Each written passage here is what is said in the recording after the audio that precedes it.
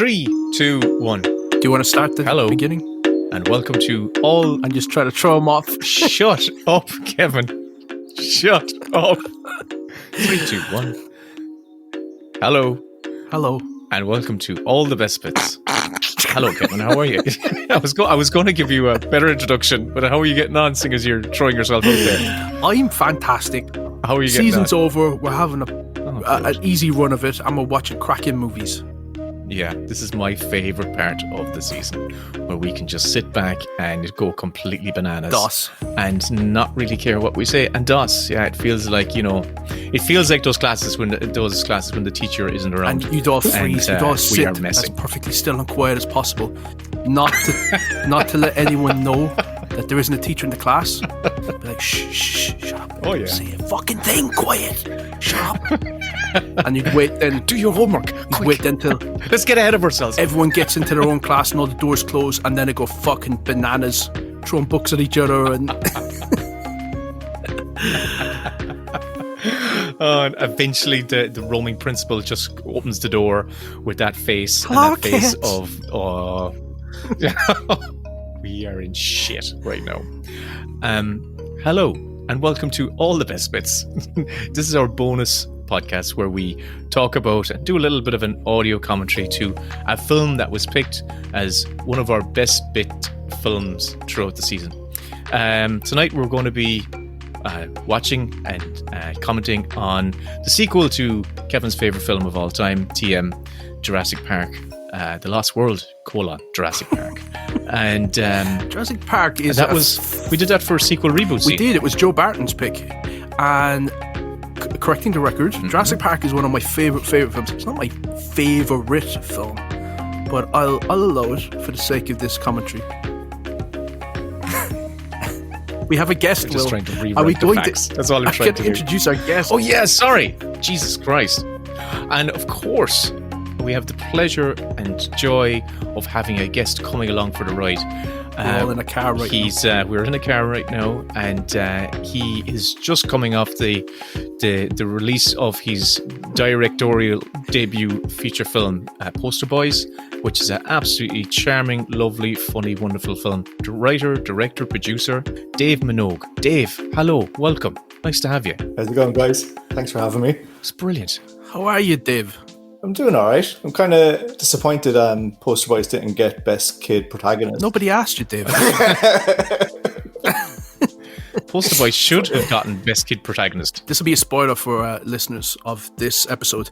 If we ever get Road Trip, Dave, you're getting roped in, because I think we can draw the comparison between your Road Trip movie, Poster Boys, which I genuinely loved, and road trip movies in general. So hopefully that one comes up on the wheel. Oh, because I stole every trope in every other road trip movie and then put it in. But yeah, definitely. What is it you say in road trip movies? They've always got to be driving left to right, because that shows forward progress. And if they're driving right to left, it's they're going backwards. There's something like that. I could be just talking out of my arse. Came up with that rule, but yeah, that was in my head because we read left to right. There was something about left to right as well. I think unless you're Japanese, then you read top to bottom. Yeah, then you go. We did left to right, and I think even consciously. And God, I hate saying it. This is like, it's the Song of the Seabell. But in Song of the Sea, we always had the characters moving. When they were going in the right direction, they were always going from left to right, and when they were going in the wrong direction, which was like away from their goal, they were going from right to left. That's what we tried to frame it, I think. Magic. Yeah, there we go. I want to see some studies to see if that's true, if people resonate with that. Subconscious, this is what the subconscious filmmaker, this is how a true auteur knows how to play with their audience. They know exactly where the eyeballs are on, what frame of the screen. Guys, you need to do an episode on the psychology of watching a film. Yeah. I'm talking out of my arse. You should. If you don't know. No, you should. Completely talking out of my arse. Because there is a lot of psychology in just watching a film. I love watching the reaction videos on YouTube, but I always feel a bit dirty about doing it. It feels really sort of invasive. But I love watching people watch movies. Almost like listening to an audio commentary. Yes. Almost like listening to people watch movies. Listening to three lads, bare-chested, about to watch dinosaurs eating people. But I'm going to be looking out now to see what direction the Raptors are moving in. Is it left to right or right to left?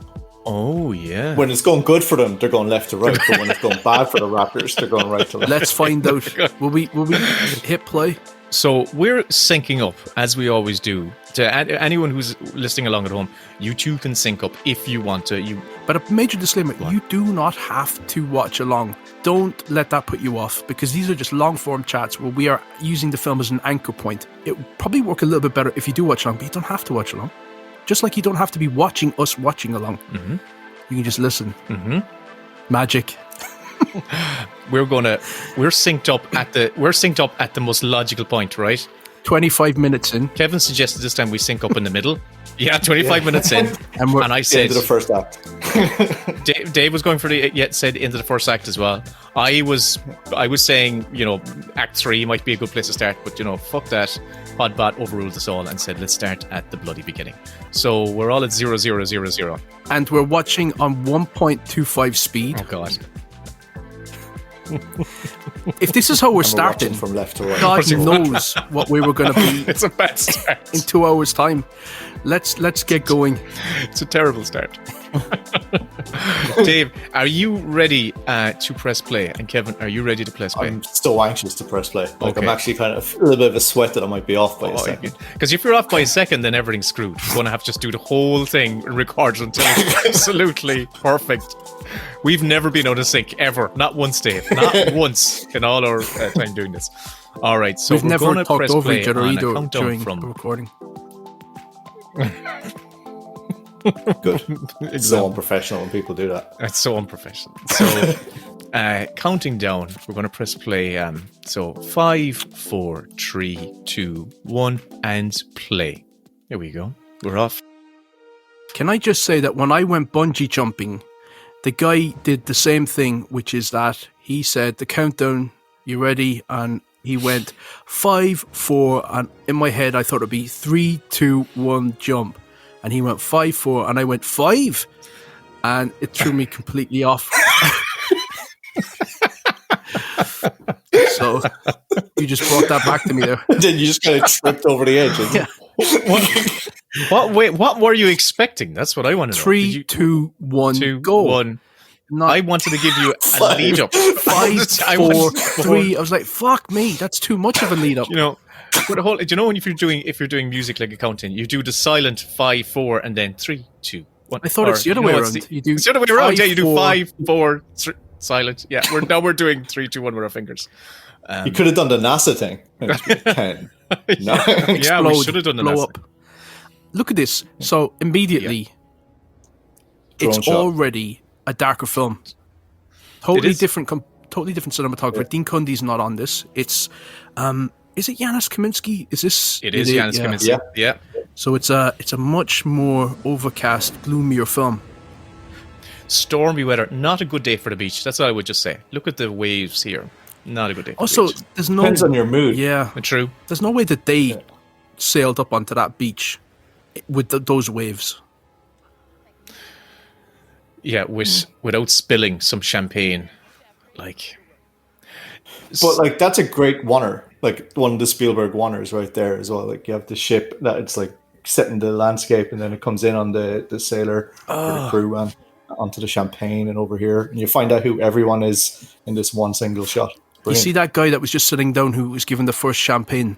He used to host a TV program that I used to stay up to watch. It'd be on about 1 o'clock in the morning, and it was like US box office, and he would do the box office show, and he's got a really resonant voice.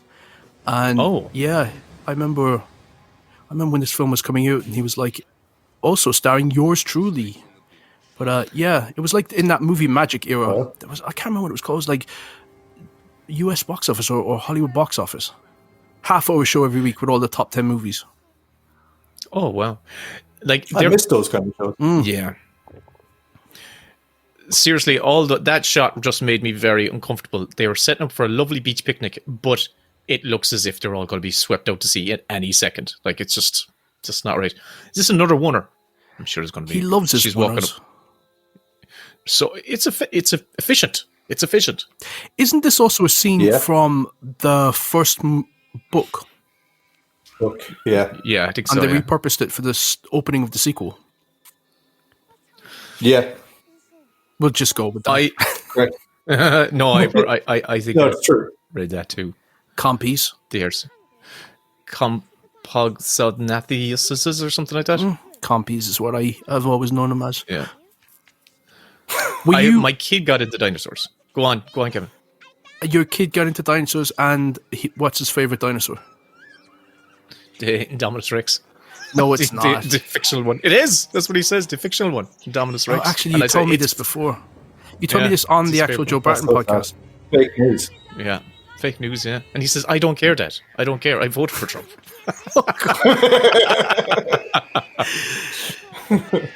Yeah. So this script, the original idea. No, you might call me out on this and say I'm completely wrong. If you remember in the first film, Dennis Neary, the guy who was stealing all those NGen, things in the shaving foam can. Yeah. What was his name again, Dave? From No, Seinfeld. Newman from Seinfeld. Oh yeah. So they made a big point of when he gets killed by nice the cut. dinosaur. Is a nice cut. To Jeff Goldblum yawning and her screaming. I actually think this is the whole problem with this film. That cut, like, it just kind of embodies why this isn't as good as the first one, and like such a brilliant setup, and then it's undermined by this like comical wittiness that goes to Jeff Goldblum being just a bit too. He's quirky. yawning as someone else is. Yeah. Yeah. Yeah, true. The setup was brilliant, and then it just cuts to something that just undermines it. All right, cards on Yeah, the table. a little. Cards on the table. Do you like this film? Both of you? Yeah, love it. Do you? I like it. Okay. Yeah, I don't mind it. I love it in that it's just grand. Like, it's perfectly fine, and there's so much great spectacular moments in it, and like you kind of forget half of it, and then when you're watching it, you're like, oh, this is kind of bad. But then there's little moments that are like deadly. Yeah. What were you saying, Will? I cut you off to... Yeah, sorry. I cut him The idea was that Spielberg's original idea for the script was he planted that shaving foam bottle, the shaving foam thing, it'd be getting kind of like washed down the stream, and that was supposed to be the seed for the sequel. That it was the getting that, or that was going to be the key for the sequel. But Michael Crichton had already started work on the sequel book, and he had a totally different angle on it. So Spielberg's idea was abandoned. So it was for naught, that little shaving foam thing. They did start working on the sequel before they'd even read the book. Oh, yeah, yes, I imagine they did, yeah. So I think that was one of his... that was the idea he was developing, I think, if I'm right. I don't know. So this moment So here... him, David Cole, with Mr. Pips, also from Seinfeld. Is it him? Is he? Oh. Elaine's boss. Yeah. Oh, wow. In season 4 of Seinfeld, that's Elaine's boss. Nerd. So this is like you bring back the two important characters from the first film, and they basically have a background cameo. It's so strange. There we go. The kids. Oh, these two. Yeah. But one of the versions of the early drafts had them be in it far more, maybe not like as principal characters, but they were far more prominent in it. But when they first, like Spielberg, David Cope, and the storyboard artist David Lowery were all out for dinner or lunch, and they started brainstorming what the sequel would be before they'd even read the book. And it was like the idea, do you know, later on with that family and the T-Rex looking in the window and eating the dog, like little moments like that, they were just throwing them out, like, we want this, we want this, we want this. Oh, yeah. And the script kind of structured around that, which is kind of cool. Like Indiana Jones. I once had, Indiana Jones, where and it worked out in that instance, but I once had a meeting with a producer who, his advice for writing the script of the project I was being hired to work on was to block out what the trailer was going to be first. What are the trailer moments? So that the film could be sold in 30 seconds, pitched in 30 seconds to a standard American audience. And I'd never heard that before, where you're thinking, what are the big trailer moments? And then build a story around that. So, and there was one moment that he particularly loved, and it became an albatross around my neck because the moment no longer made any sense for the flow of the story, and I couldn't really make it work. And yeah, that project didn't happen. So anyway. Oh God. That's very difficult. That's very difficult when going to any project saying, you know, I have an idea for this particular scene and a whole film has to be made around that. And it's a recipe for disaster. It is really. And an extremely successful producer. But I blame myself. I was trying to come up with a name of a producer. That guy. Roy Evans. Evans. That's who it was. You're just making up that? A combination of Roy Lee and... I was thinking that Evans Robert guy, Evans. that famous Evans. Yeah, it's Robert Evans. That's what I was trying to think. Oh, right. I thought you were coming up with your own character. Yeah, I just thought you were coming with a fictional No, producer. just, again, like a producer bag to throw all the shitty producer stories under. It's just my 9 o'clock stroke that I have, you know, just kicks in around now. I usually wait till Yeah, I midnight. have about 15 more minutes before I need a nap. Santa. Yeah. He did play Santa. It is. Miracle on 34th Street. Yeah. And the serial killer. Did he really? Oh, yeah. Riddington Place. If you've not seen it, watch it. It is absolutely so creepy. Oh, yeah. It's John Hurton. Yeah, number 10 Riddington Place. I think it's basically based on a true serial killer, story of a serial killer. And creepily, once you see it, you will never not see Richard Attenborough look at him in the same light again, because he is a stark. He resembles him pretty well. Wow. Mm-hmm.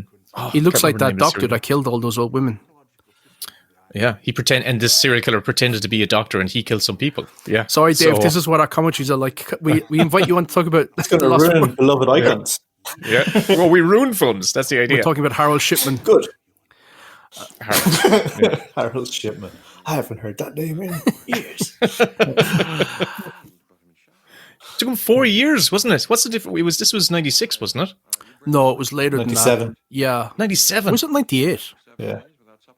No, it wasn't as late It might as have been 98. here in 98. But, Because I remember it was definitely 97. I was beside myself with excitement for the first film. And I was collecting all the little... were they top trump cards? There was something like that. They were like... you know how for Batman, the Tim Burton Batman, they'd have the cards and you could collect the cards, which would be all the little stills of the movie, and and they had with them the chewing gum in it. Yeah, The gum. they'd be like they come in a little foil thing. There'd be 6 cards in it. You get a stick of shitty gum, and I think there must have been about 98 cards. And I remember collecting all of them for Jurassic Park. But by the time that the Lost World, is this the Lost World? Oh Jesus! Yep. Yeah, it is. I was getting confused there for a second that was Jurassic World.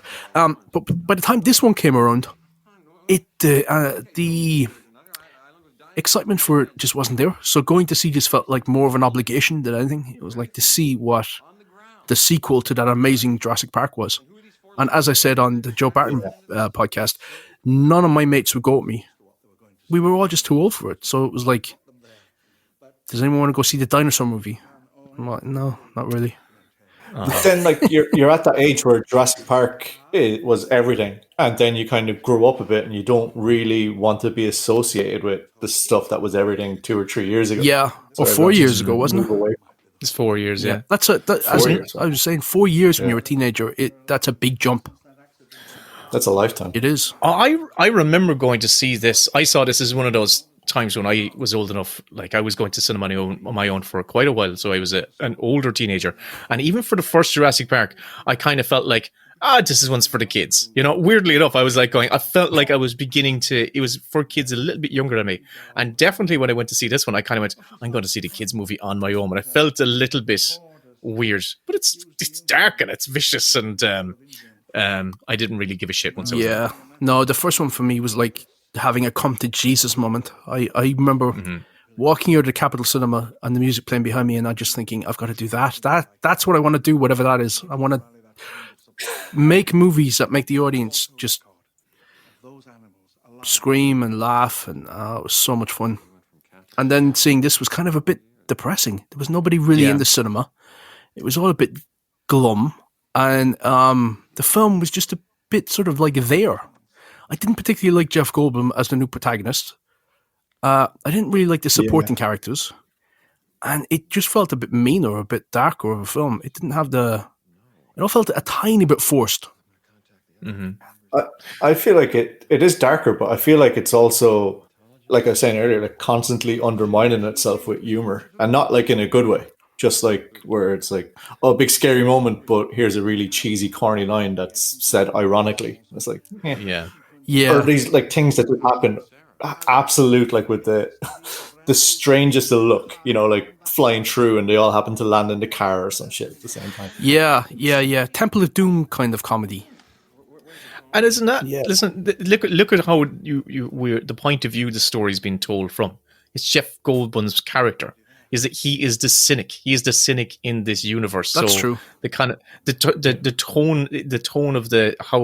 tone of this entire film is kind of dictated by that. Whereas with the first film, it's very much through the eyes of Sam Neill's character. What's his character's name? Anyway, his character is Grant. Ellie Adam Sattler and Alan and Grant. Dr. Alan Grant. Yeah, Dr. Grant. Dr. Grant. He went Doctor. 8 First name years. Doctor. 8 years to a university to get that, whatever it is, that qualification. Yeah. Can I take us completely out of the moment for a second? And can I ask you, what time code are you on? Because I hit a button accidentally and stopped myself. 1410. That's all I need to know. Thank you. There we go. That'll definitely make the edit. That's all I needed to hear. So, for anyone listening along, they're still in the prologue, and it's all exposition. So, Jeff Goldblum is being told everything he needs to know in order to force him to go onto the second island, which even when I was a kid, or even when I was a teenager, I thought that was bullshit. Go back to the original island. Why do you have to have a second island? And I know it's in the book, but I just didn't like it. I just thought it was like, it was a contrivance that wasn't necessary. But I suppose they couldn't go back to the same locations because everything would look different. I was thinking about this today. There's something very oddly familiar about this, the plotting of this as well. Isn't it just Aliens? Where it's just Aliens, where they're trying to convince him, Jeff Goldblum, or Ellen Ripley, to go back in, and they're making all these arguments for him to go back in, and this make him is badass. And this trailer is the ATC or whatever the fuck. I could never remember what the fuck that thing was called. That aircraft carrier thing that Ripley drives. Oh, the APC. APC. What's an ATC? Why do I keep thinking ATC? Oh yeah, Armored Personnel Carrier. APC, obviously. There we go. I remember it now. And here's Vince Vaughn, one of his earliest sort of mainstream films. He'd done, was it Swingers? Swingers. And that's it. And the guy beside him, I worked with his brother. Richard Schiff. Yeah. Richard Schiff, yeah. West Wing. I worked with Paul Schiff, his brother. Right. Never knew Oh, it. no, he's a writer too, right? No, he's an editor. Paul Schiff did Star Wars Cool. and tons of things. Carrie. Oh, wow. And, yeah. And I had a lot of fun working with him. He was a really lovely guy, but I had no idea of what a legend he was within the business. I'm telling you, I sat beside, fucking hell, I can't remember his name now either. One of the producers from Star Trek The Next Generation. He was on about 100 of the... Rick Berman? No, not him. Oh my God. Ronald D. Moore? Nope, that's a writer. I could look it up. Producer. Peter Lauritsen. I sat beside him for 3 months, and I never, ever twigged that he worked on The Next Generation. And I swear to God, it haunts me to this day. I would have gotten his autograph if I could have. You just sat beside him for 3 months and just talked at him. I didn't ask him any questions. Honest to God, that's exactly what happened. He was particularly just like bemused by me. And just talked his ear off for... I did. Until he quit. He quit. He was like going, I can't. He was very amused by the fact that I was an intern in LA and I didn't have a car and I couldn't drive. So he just sort of thought like, how did you get this job? How did you blag your way in here? And I thought, just you wait, man. I'll blag my way as far as I can get. But yeah. Hey, I love the what's the word? The blind racial casting here. Jeff Goldblum's daughter's she's black. This film's ahead of its time. Yeah.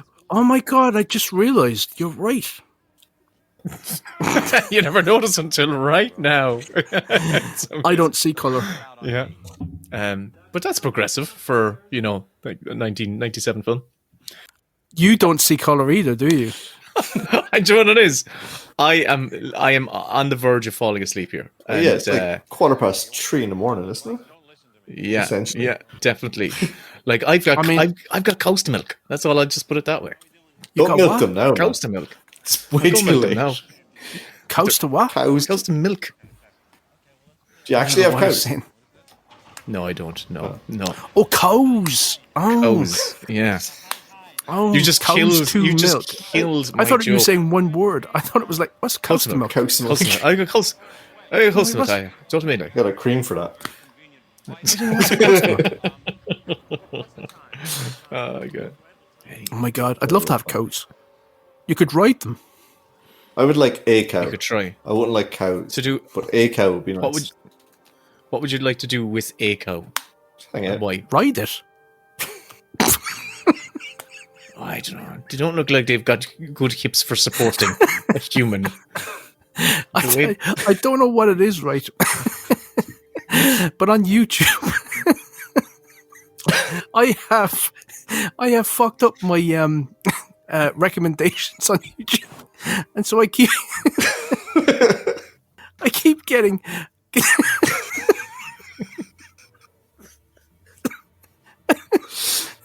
I keep getting. Oh, stop. I keep getting a chiropractor for horses. So it's just. It's a guy doing like spinal adjustments for horses.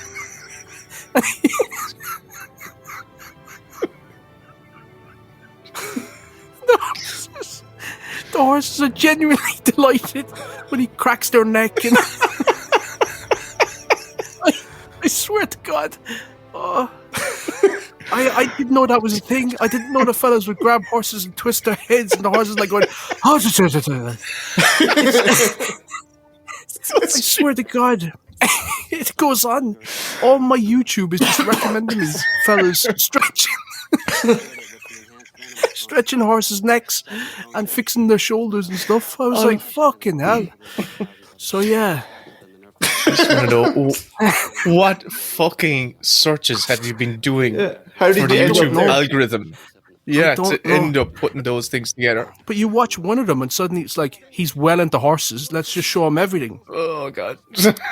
Let's show them everything. Anyway. So now, I actually love. There's a shot there as they're sailing onto the island, a kind of ferry boat. Yeah, I love the couple of shots of and seeing all the vehicles packed on it, and there's a kind of a really cool overhead helicopter shot, which would now be done by a flying. What? You don't have fairies? I thought, Jesus, little miniature flying cameraman. You just threw the camera up. Just like kept throwing it up. I just attach helium balloons to them. That's how I do. Look, I know.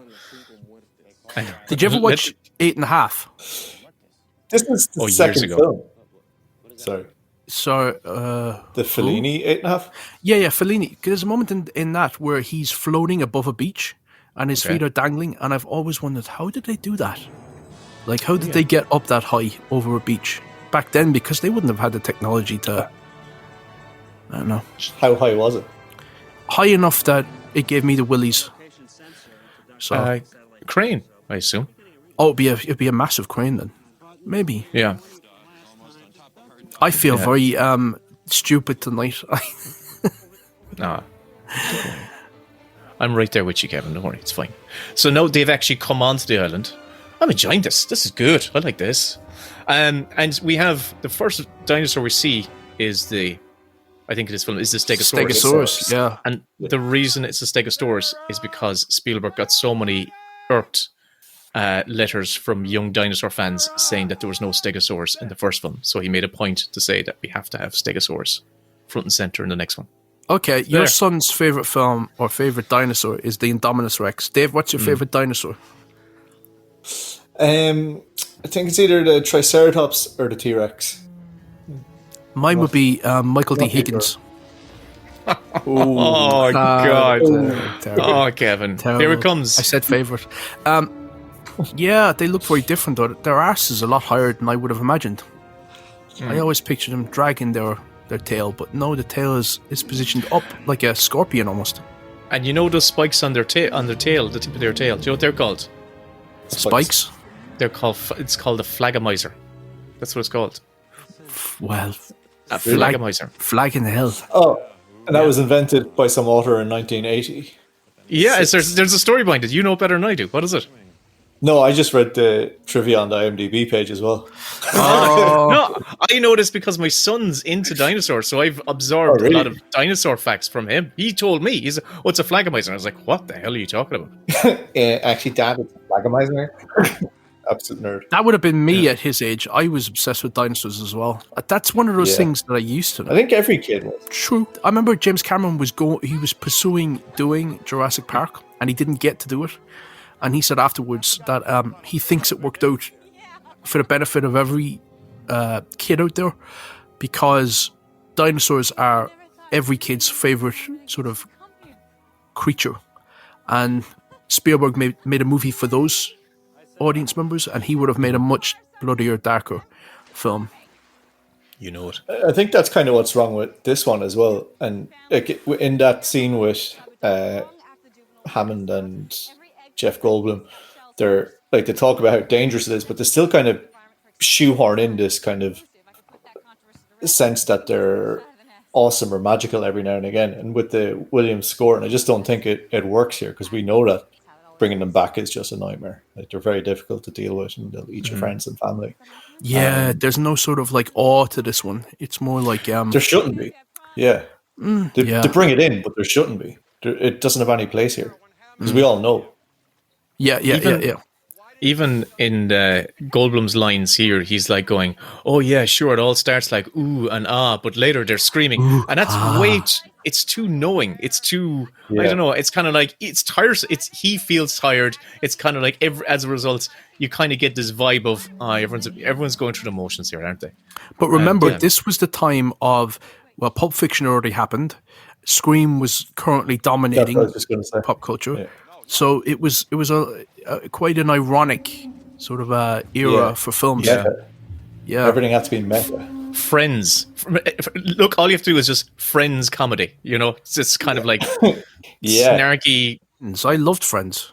But I'm just saying, look, Friends is a good template, a good reference point. Look, what's his name? Matthew Perry's character, Chandler Bing's kind of like vibe. Everyone was trying to be Chandler Bing in the 90s. I thought could there be any more dinosaurs? Chandler Bing here. Yeah. Why? Ross in Friends was a paleontologist. There you go. Yeah. The cast of Friends go to Dinosaur Island. That would have made a lot of money. Yeah. Look at this. This is what's missing from the current Jurassic Park movies, is this tactile nature of, we all know that is an animatronic, but you know that it's there as well. You know that she's touching something. Yeah. And this is probably the dying embers of when film sets used to be magical theme park like places where stuff was built and you could go in, you can experience the sets and you could experience the creatures, you could see them and touch them. And then by the time you got around to the Phantom Menace, it was all warehouses with felt and green screens and blue screens and too much imagination. Yeah. Mm-hmm. Yeah, the magic was lost for a good decade, really. Yeah, I think it's still gone. Still gone, yeah. Probably, actually, you're right. It's gone worse. Because here's the thing. When I was growing up, I would have given anything. I would have given my left nut to be on a set, because just seeing how they made the stuff, the shows that you'd watch, the movie magic shows, where they're showing you how they blow up the White House and stuff, the models and everything, it's like, that's cool. And now, if you go to a film set, it's like so tedious and boring. It's tape on the floor and nothing to be seen, and people just saying half a sentence and changing the camera and angle and what have you. There's no magic to it. For the big spectacle movies like this. The CG, the Stegosaurus CG, it hasn't aged. It hasn't aged awfully. You can definitely see it has aged, like versus the model little baby Stegosaurus there we saw a minute ago. That's real and tangible, but you can see the rendering on that CG Stegosaurus. Yeah, it looks a bit flatly lit. But it's still quite new back then. Like this level of CGI. Yeah. Compared to, even some stuff today, it's a little bit. I was going to say grand, but it's not really. I can hear looks like, I know they're on set or in a location, but it looks weird. Like I don't know why. Maybe it's just the TV or something, but it feels very studio-like or something. Because they did. There's a lot of it was done in studio. No, this is location. That's big redwoods there, so I assume that's up in North California or whatever. Yeah, why would they have those trees in Costa Rica? There you go. Yeah. But like for the big, when the two T-Rexes attacked the trucks, they had to build the set around those T-Rexes. It's like, that's definitely not a location. They had little troughs for them. They could move them up and down on these little tracks. Mm-hmm. Best sequence in the whole film, and it's why we're doing this commentary, is that sequence. Yeah, it's amazing. But yeah, it's also, we'll dog it when we get there. Okay. I like the ends. Well, no, I haven't. Admittedly, I haven't watched it in years, but I always thought it was kind of fun when the T-Rex goes loose in San Diego. Should have been the whole movie. It should have been that. Yeah. It should have been. We've been to the place where the dinosaurs are in their element, and now we're going to take the dinosaurs and let them run amok in our world. Mm-hmm. It kind of feels like there's 3 different worlds to this film. Like, obviously there is, but when you watch it every time, it's like, oh yeah, and the long grass bit. Oh yeah, and to go back to San Diego. And, it rains a lot. But when you dial it in, because it's forgettable. Because the individual scenes are actually forgettable. There's like individual moments in each sequence that you go, that's kind of cool. That's kind of cool. But then a lot of the character stuff is quite, flat, because it's not that they're bad performances. It's just not that interesting. I bet they based the whole script around the trailer. They were like, they met with Roy Bean. Roy Bean was like, just give me the trailer. What's the trailer? Yeah. And what they had in the trailer was the actual trailer. Very good. You're all night, folks.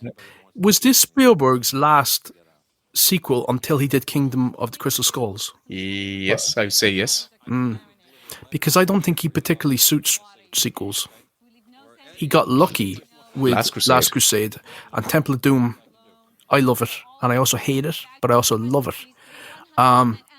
But yeah, Lost World. Yeah, you could be right. This girl, I remember a useless fact was that she grew so much over the course of the 6 months that they spent shooting this, that her costumes constantly had to be let out. She grew about 6 inches over 6 months. No way. Yeah. Brilliant. I wonder where she ended up. Like, at what height she ended up at. Just like she's still growing today at that rate. Looking down at Jeff Goldblum. This is like the era as well where Julianne Moore just exploded. She was a star. I just remember around these few years was this and her and Boogie. She was in loads of films. The Psycho remake. Big Lebowski. Everything. But I'm just wondering where this came in the timeline for her career. Like, what was before all that? So what was her big breakout role? What was the one that everyone went, oh, look at this actress? I'd say it was Boogie Nights. Boogie Nights was 97, same year as this. Huh. Yeah, same as yours. She had a sort of a walk-on part in The Fugitive. That Did she? It's not really a memorable part. She's like a doctor in one scene. She is great. But what a scene. An amazing scene. I'm actually trying to... And she still looks as good today. She's 60. It's insane. Is she? My God. Yeah, 61. Almost 61. Holy Mental. Jesus. She was in The Hand That Rocks the Cradle, which I didn't know. Oh, Body she's of the Evidence. friend that gets killed in the greenhouse where they slam the... There's a booby trap that's set up. The friend goes into a greenhouse and the door is slammed shut and all the glass falls down on top of the Julianne Moore and lacerates her to death. Right. Curtis Hanson just, 9 months. It has to be that film. That was pretty big. Oh, God. Is that the one, Hugh Grant, sorry. Yeah. So there was a bunch of, this was the year. So Boogie Nights, this, she was in The Psycho. So she went from that kind of supporting role player from The Fugitive in 93 and what was the other one I said there? And, there's a lot of helicopters coming in though. Oh my God. Apocalypse Now stuff. The Psycho remake, that's with Vince Vaughn as well, right? It is? That's yeah. right, yeah. It's I wonder rubbish. if that like a package deal? That's probably Universal as well. It was just, it was the studio saying, everybody wants slasher movies. We have the rights to do Psycho, the ultimate branded name within that genre. That is Universal, actually. Yeah. They gave it to Gus Van Sant and he said, I'm just going to make the exact same film, except I'm going to put in some music video interstitials of thunder and lightning clouds, and it was bizarre. There was more birds as well, I remember. More cutaways to birds. Oh, probably. Yeah. That's all I really remember of it. Did any of you... Pete Postlethwaite, I can't say his name. Pete Postlethwaite. Did any of you see the deleted scene for that introduced his character in a different way? No? What was it? No? It's actually quite... It's long, so it was definitely cut. We find him in Kenya. He's in Kenya, right? And he's at a bar, and this guy, a friend of his, he's probably a character in this, the Indian guy, approaches him. He knows he's there just by the smell of his aftershave. And there's these on a table, an adjacent table. There's this group. He's of wearing jupe. Yeah, but the Indian friend says, "I've got a game for you that I can entice you back for another hunt." And Pete Postlethwaite is going, no, I'm done with all this. But then there's a table across from them that filled with obnoxious American tourists, and they're grabbing at the waitress and all this other stuff. And he says, would you mind for a second? And he basically gets up and beats the shit out of the one of the tourists with his hands literally tied behind his back, both of them hand behind her back, one-handed. And he sits back down. He says, well, okay, let's do it. And it was long. But it also painted him in a kind of a noble light. It painted him as a kind of he kind of fought. He went and he picked a fight to shut this guy up. But also he kind of painted him in an honourable light, which is yeah. It's a mixed message, I think. I don't think he comes across as a all-out bad guy in this. No, Just they someone redeem him with towards the different end. But fuck poachers. Yeah. I like this guy, the cowboy, the hippie, the nerdy hippie dippy. Doesn't he get eaten? He does, yeah. Because I he think loves a lot him. of the extra characters are quite well rounded. Even Richard Schiff. Is it Richard or Adam Schiff? Is there such a thing? Richard. Yeah. Name the Even characters. his character is brilliant. Okay, name aside from Malcolm. Can you name any? I can't of the even name characters? the main characters. Sarah Harding. Kelly Sandler, No, Malcolm, those are in the first film. Anna Grant, Billy Bats, In this film, Billy Bats. Billy Bates, Billy. Briar Tucker.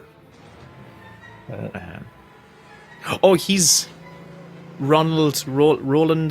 Oh, I don't know. He's Hammond too, isn't he?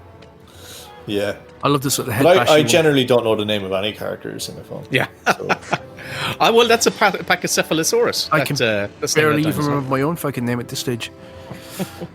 This is a cool sequence. We're talking about sequences. This whole sequence of them rounding up the dinosaurs is actually kind of cool. I like the sequence. Yeah. But here's the thing, right? I don't like this sequence because it makes me feel bad. Yeah, for the dinosaurs. Yes, I just think but I'm that's watching cruelty life, towards. though. But I don't like it. When I watched what was the last one? Was it Falling Kingdom? Fallen one Kingdom, where yeah. they all get killed by a volcano. Mm-hmm. And Yeah. they recreated the shot of the Brachiosaurus. But this time he was being burned alive by volcanic ash.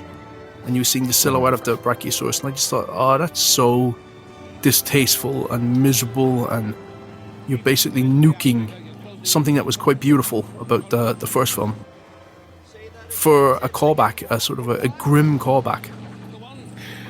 They mirrored tonally. Those sequels mirrored these sequels, didn't they? That first Jurassic World was kind of light and fun, and the Fallen Kingdom one was dark and gritty, kind of like this is a bit darker and more sinister. And it's all about the bad guy's plot is about selling these animals on the black market or catching the yeah.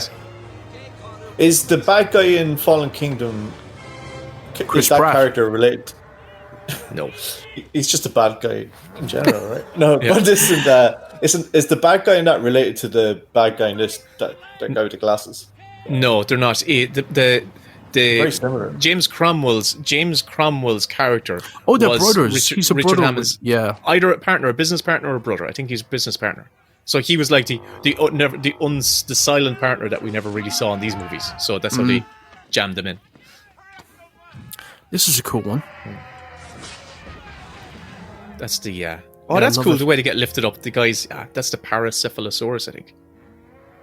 Just showing. Oh my god, you're such a nerd. This is from my kid. I seriously. Own it, man. You know dinosaurs. you know your dinosaurs. It's a meteorosaur.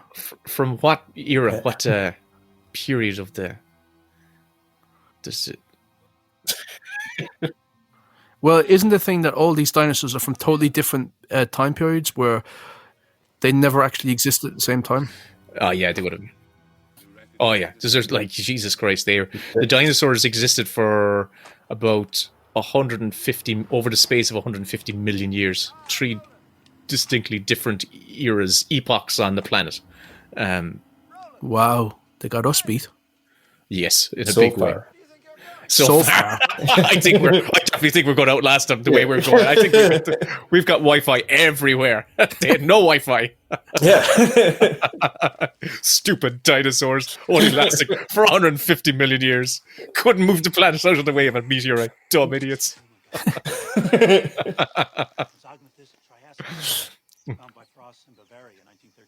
Oh, I know one of the guys in this. Gang. Wait till we get to him. Yeah, well, once I get to him, I'll tell you the story. What do you mean you know him? Like you know him? Once we get there, I'll go, that's the guy. Right. I can't remember his name right now. I do know him. Better say it just like that. Peter Stormare. I've met him like 3 times now. Lovely fella. Oh, shit. Who's the most famous person you've ever met? Go on, Dave. I'll think about it. Kevin, you go. You seeing as you said it. You got an answer for it. No, see, I'm one of these people. I don't ask questions to tee myself up with an answer. I couldn't tell you. No, actually, I do know. It was Janet Jackson, and I didn't realize that I met her. This is a great story. You should have started the other way around. This is a fucking great story. Tell us. I love it. This is a great story. It was where I was interning, the same place where Paul Hirsch was working and where Peter Lorreson was. They had a management office that was there as well. And I used to be bored out of my fucking tree because I was just sitting there making photocopies of like Variety and Hollywood Reporter to send to the director of Fried Green Tomatoes and Up Close and Personal. Jesus, I can't remember his name though. Anyway, he was sharing an office space with a management company, which was Janet Jackson's management company. And they'd play music at full volume, blasting like hip-hop and demos and what have you. But one day, Janet Jackson came in, and she wasn't done up like Janet Jackson. She was just like a lady wearing a velour tracksuit, and she had a little dog with her.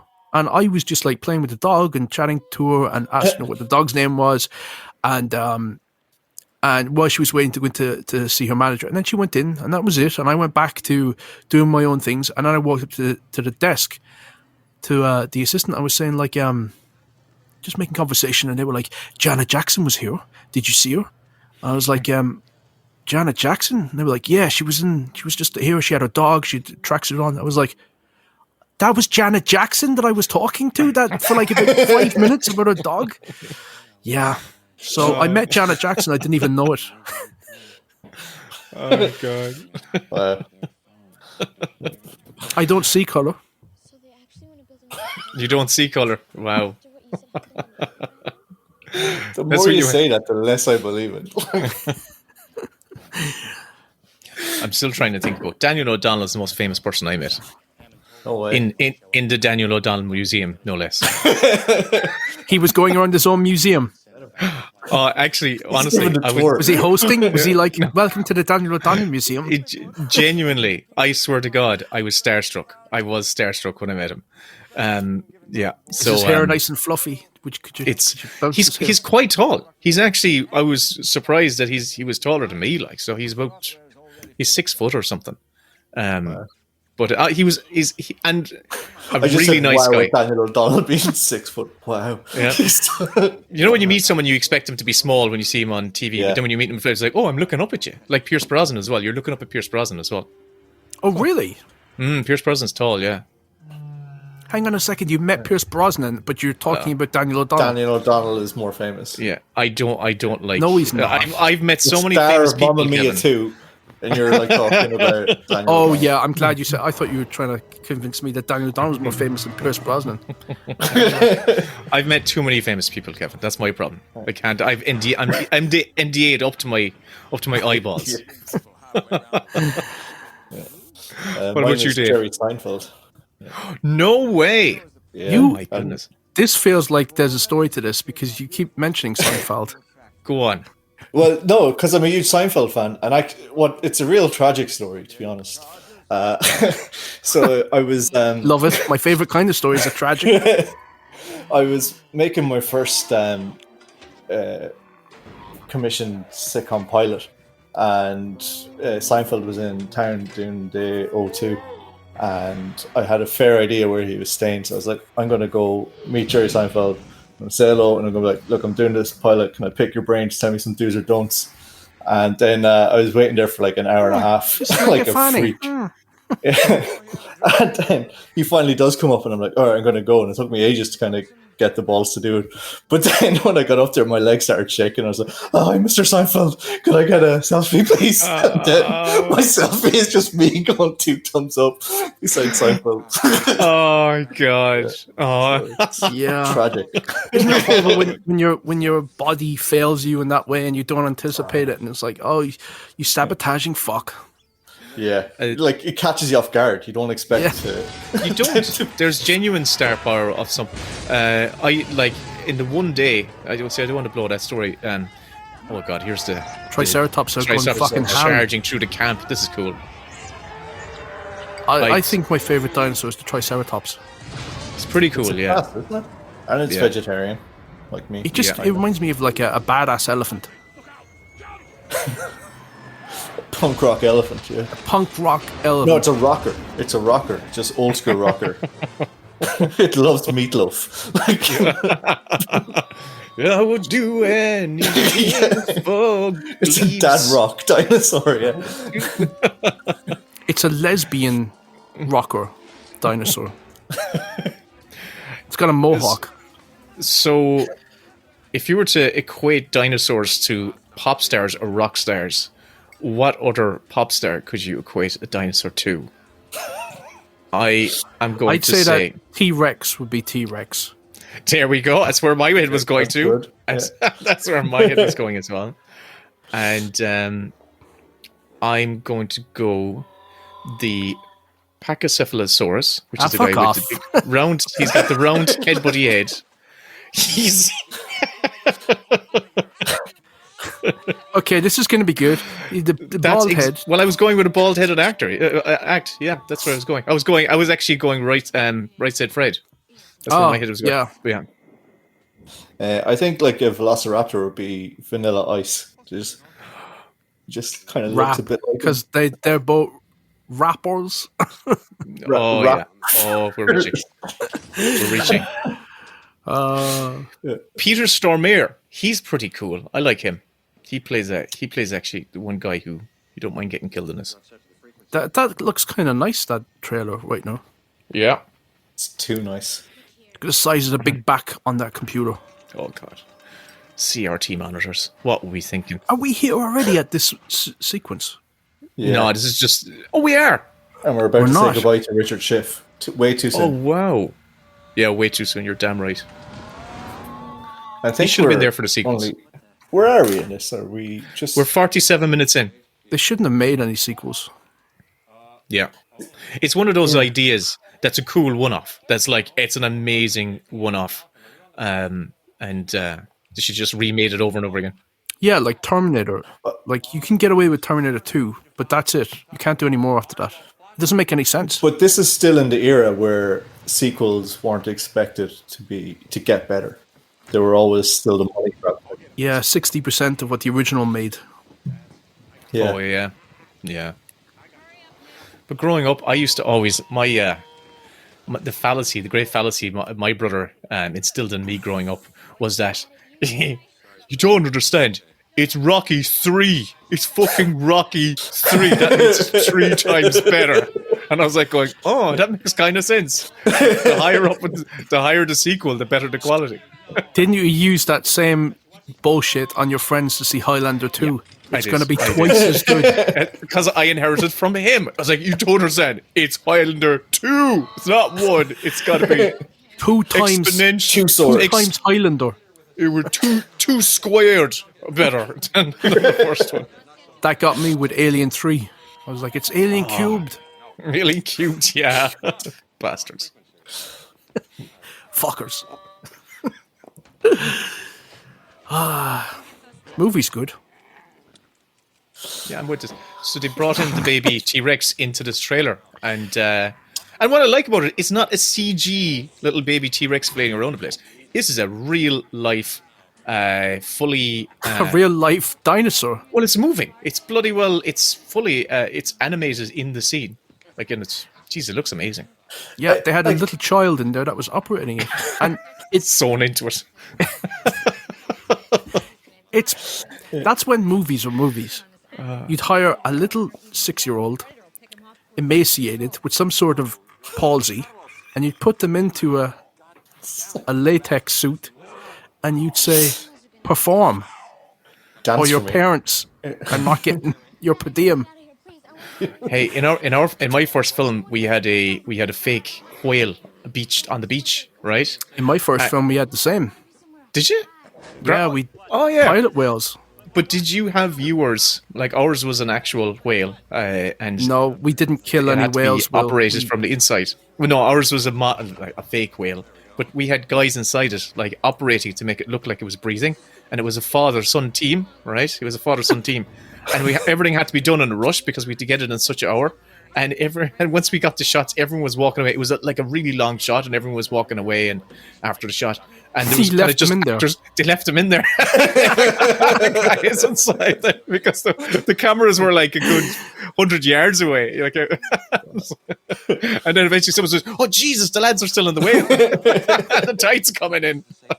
We had a fake sheep that was so fake that we couldn't use it in the film. But there was a moment in Grabbers where the creatures were a lot more playful, and so there's a moment in the film where Ned Dennehy's been swung outside of the bungalow where what's her face from Fair City is in her house coat, and she comes up to the door and they see that the guy's been swung around before the husband gets whipped and she gets pulled up the chimney. Anyway, at the pub, I had all the people barricading themselves in, and outside, one of the big grabbers was trying to lure people out with an offering for the female, because they all smelled like the female, and he was battering a dead sheep against the door. And so they had built a sort of a puppet of a sheep, and it looked so bad that they cut it out of the film. But that was my whole thing of, like, there was a whole thing where they're looking out the window and going, like, it's hopping a sheep off the door. Oh, at least it wasn't a real sheep. That's, I would just say. No. That'd be a nightmare. Good crack, though. You're the sheep's agent. I don't know how we got here. Got where to this point in our lives. Lives, yeah, definitely. I'm just amazed that this is what 2021 is like. I remember being in school and just thinking, 2020, oh my God, that's going to be amazing. It's going to be like, it's definitely going to be hovercrafts. It has definitely. to be. because they've already got hovercrafts right now, but they'll be able to actually hover. And oh my god, we're gonna have like TVs in our hands. Should we do? Movies are gonna be amazing. Yeah. And I'm gonna be a fully grown person, so successful. It's gonna be amazing. I can't wait to grow up. Movies are amazing. Movies are magic. There was one gag I liked there in that scene where we have a scene where Julianne Moore is trying to not operate but bind the broken leg of the baby T-Rex. Vince Vaughn's beside her and he's chewing gum and she puts on her hand and she says spit, as in she wants the gum to use it as an adhesive, and he just spits in her hands. I think it's a funny gag. It's just a stupid gag. You dumb idiot. But because we're watching it without all the sound, we're not picking up on how stupid some of these lines are as well. Ah, there we go. Yeah. Some of them. I'll say this: it's one of the handicaps of doing this, these episodes this way, is that it helps us because we keep talking and we're aware if there's any lulls or pauses. But films really require this production sound and the music and what have you to really work. Yeah. So we're having to go off memory. But I was reading one of the things that Spielberg was saying about, like, he kind of lost faith halfway through this, feeling like he was just making a roaring silent picture, or a silent roar picture, like things like this, like where we're watching it, where you see the T-Rex just open his mouth. And it's like, okay, he's roaring, react. They're not here. Oh, I get you. I thought that was like a poetic analogy, but no, it's just they weren't making any noise. Yeah, just someone going roar, roar. Wasn't there though some sort of behind the scenes footage of That's like cool, though. Stan Winston where he's like going Yeah. This sequence is good. This is the set where they had to build the set around the T-Rexes. And these T-Rexes could actually, as opposed to the first one couldn't really do that much. They had to pretend like it was, but these T-Rexes could lift up an actor and could like rip the top off of. They actually were really strong and they were dexterous and could do things. They were dangerous as well if you upset them. You'll feed them 5 times an hour. Oh, it was just the budget just skyrocketed. So just throwing, They're so cool though, this design for these dinosaurs. Like from what I grew up expecting dinosaurs to be, and then how they reinvented them. They're iconic looking. But now the T-Rexes, if you've seen how they've now revised how T-Rexes look, they look a little bit silly. Oh, you know what I went with the kids? They have feathers. They have feathers now. But you know what I went to with the kids, and it was absolutely amazing, Daniel O'Donnell's museum. That was the second most amazing. No, this is the second most amazing thing I'm going to tell you. It was the Walking with Dinosaurs show in like a big arena in Belfast. Oh, yeah. Oh, fuck me. It was like, like they had them on scale. Like, so they had like T-Rexes coming in and it was genuinely thrilling and terrifying and brilliant. Oh, if you ever get a chance, if you're into dinosaurs still and ever get a chance, if it's near you, go see it. It's amazing. All I'd say is it's fucking cool. You feel like you're in a room with these things. Like, do you just grow out of it and find them boring at a certain point? Because I don't think I wasn't into dinosaurs growing up. Really? No, because they weren't a thing. They weren't dinosaurs. It was Jurassic Park, I think, made dinosaurs a thing. When I was I was into dinosaurs well before that.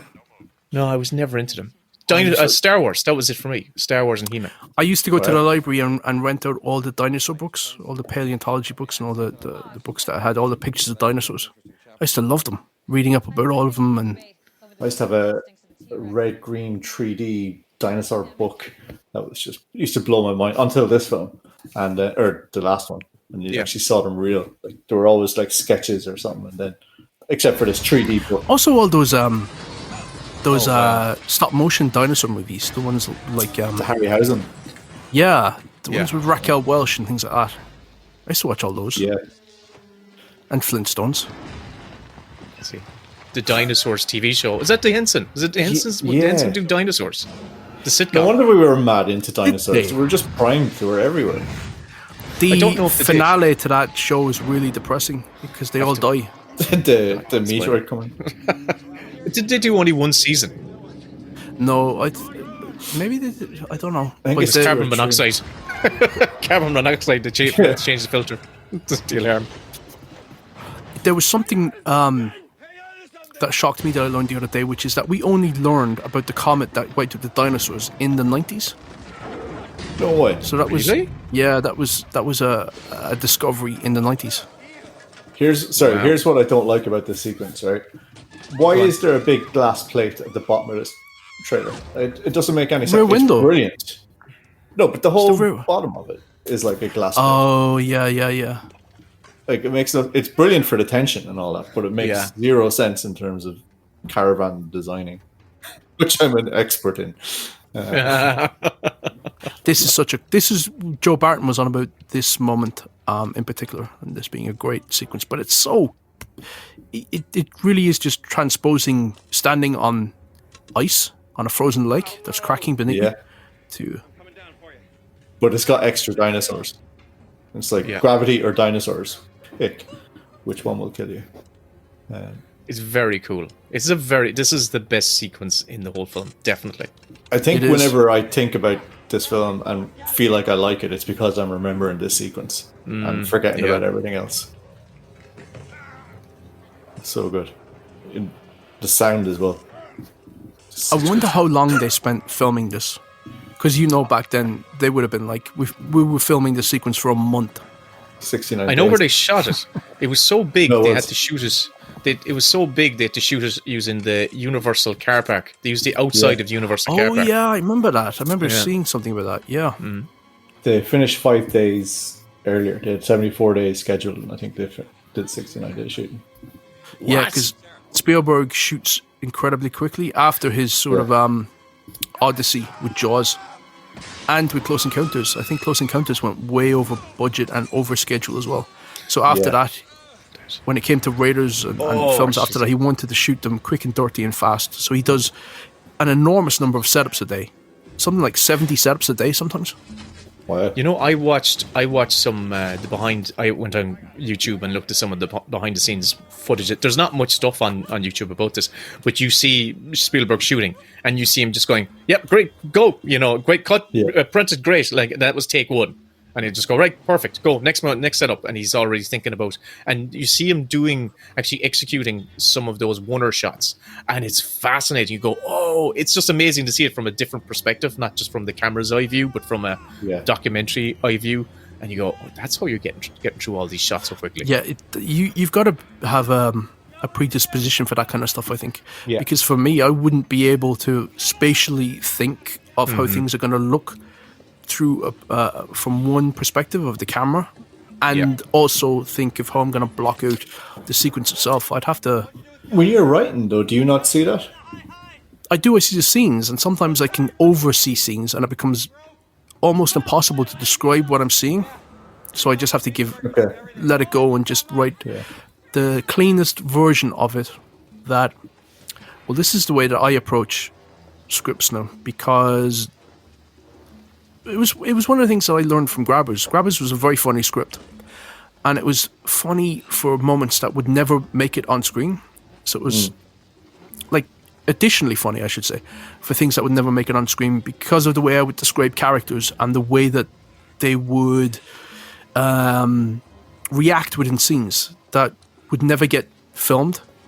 So the playfulness that I was writing the script with couldn't translate to screen because the film is going to have its own texture, its own sort of thing, and the way that I would describe Brian or whatever wouldn't make it. So ever since then, I've tried to just write as cleanly and simply and as this sounds like a terrible term, but director-proof the script, so that even if a really bad director and a terrible crew were shooting the pages, it would still work. That all my energy was going into the beats, the character dialogue, the turns of the story, so that you could shoot it like in a master on a DV cam. And the story would still work. And I put less focus into having fun with how I could describe a character or how I could floridly write a sequence. In my head, I write to the edits. In my head, I'm seeing the edits, or I'm seeing what needs to be on frame in the frame, like what needs to be to get the story across. Not how you're going to frame it, but this is where we need the information we need to get across to the audience, and let the visualists like figure out the inventive ways of this is so cool. Invent their own inventive ways of. I can get completely stuck on pages when I don't know how to transition from one scene to the next. If I don't have a clean way out of a scene and a clean way to start another scene, it can really fuck me up, where I can get completely bogged down by how do I show that they got from here to there. And it's not it sounds really dumb, but it's like it is the scene transitions. It is like, what is the moment that ends the scene? What's the button that, you know, you see it all the time in films where it's like they slam the locker and then you cut to the next scene. So you want to get to the moment where the emphasis is on he slams the locker and you cut to whatever happens next, or it's those moments. Yeah. I found out that I'm writing for teams that have to be way more explicit in everything that's going on. It's like when it's just me and I don't have to, I can rely on myself on the day to explain everything. It's grand. But now it's like, you got to explain what's to the left, what's to the right. And I'm working a lot in audio as well, so I have to be extra. Because the thing is, we don't actually read what we write. Just in general, everyone, when they write something, they don't actually read it back. What they do is they remember what their intention was when they wrote it, which is why you can oversee typos and make mistakes like that, is because you remember what you intended from those sequence of words. I never make a typo. I'm full of typos for that reason precisely. And then I look back on it and I'm after leaving out the key noun to that sentence and it just falls away. And it's like, how could I be that stupid? I wrote an email today and I said with instead of without, and it completely changed the entire point of what I was trying to say. And nobody's brought it up, but when I read it back, it was like, oh, I've just totally told them the opposite of what I meant, because I was writing it so quickly. But this is the modern world for me now, where I don't know what it's like for you guys, but I feel like I'm continually bombarded by distractions constantly. So you're trying to do something, like you're trying to have a conversation with somebody, and somebody else is texting you at the same time, and somebody else is also texting you at the same time, and somebody's replying to a tweet, and you've got an email, and so you're trying to, in your head, split off and go like, yep, to one person, or no to another person, and so frantic. It's this sort of there's a frantic sort of way of communicating these days where I've deleted all my social media apps. Like they just take up way too much headspace. And like I'm not bored because I always go in and scroll through them, and that's a different type of bored, and it's just a waste of brain energy. Absolutely 100% addicted to not to social media but to Twitter. Oh, you are? Yeah, I am, and I find this is actually an intervention. This whole podcast. this whole podcast is it's like trying to get Kevin off Twitter for a couple hours a week. It's just because it's such an easy outlet for me, and I feel like I can have fun. Lads, Richard Schiff just got killed in my. I know. The minute silence for Richard Schiff. And they ripped his leg off. Oh my god, it was pretty cool. And when the thing came crashing down around them, like I just think,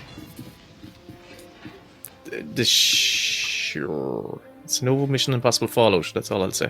It's PG. But like just. The whole film is full of these slick moments of luck, and at a certain point it becomes a bit beyond. With the lads beneath her like be looking up and saying, "Would you fucking move? Would you move?" Yeah, like that's really difficult to pull yourself up a rope like that. I'm hanging onto a wet, slippery rope, and I've got a fella that's 6'4" in front of me, and his boots are on my shoulder. Fucking move. And it's like 15 minutes in, so the adrenaline rush is like draining. Oh, long gone. Yeah. If you've ever been in a scrap, your adrenaline goes in about 15 seconds. 1-2 punches, and it's like, it's all right. Can we stop? We've made a point. Do you concede?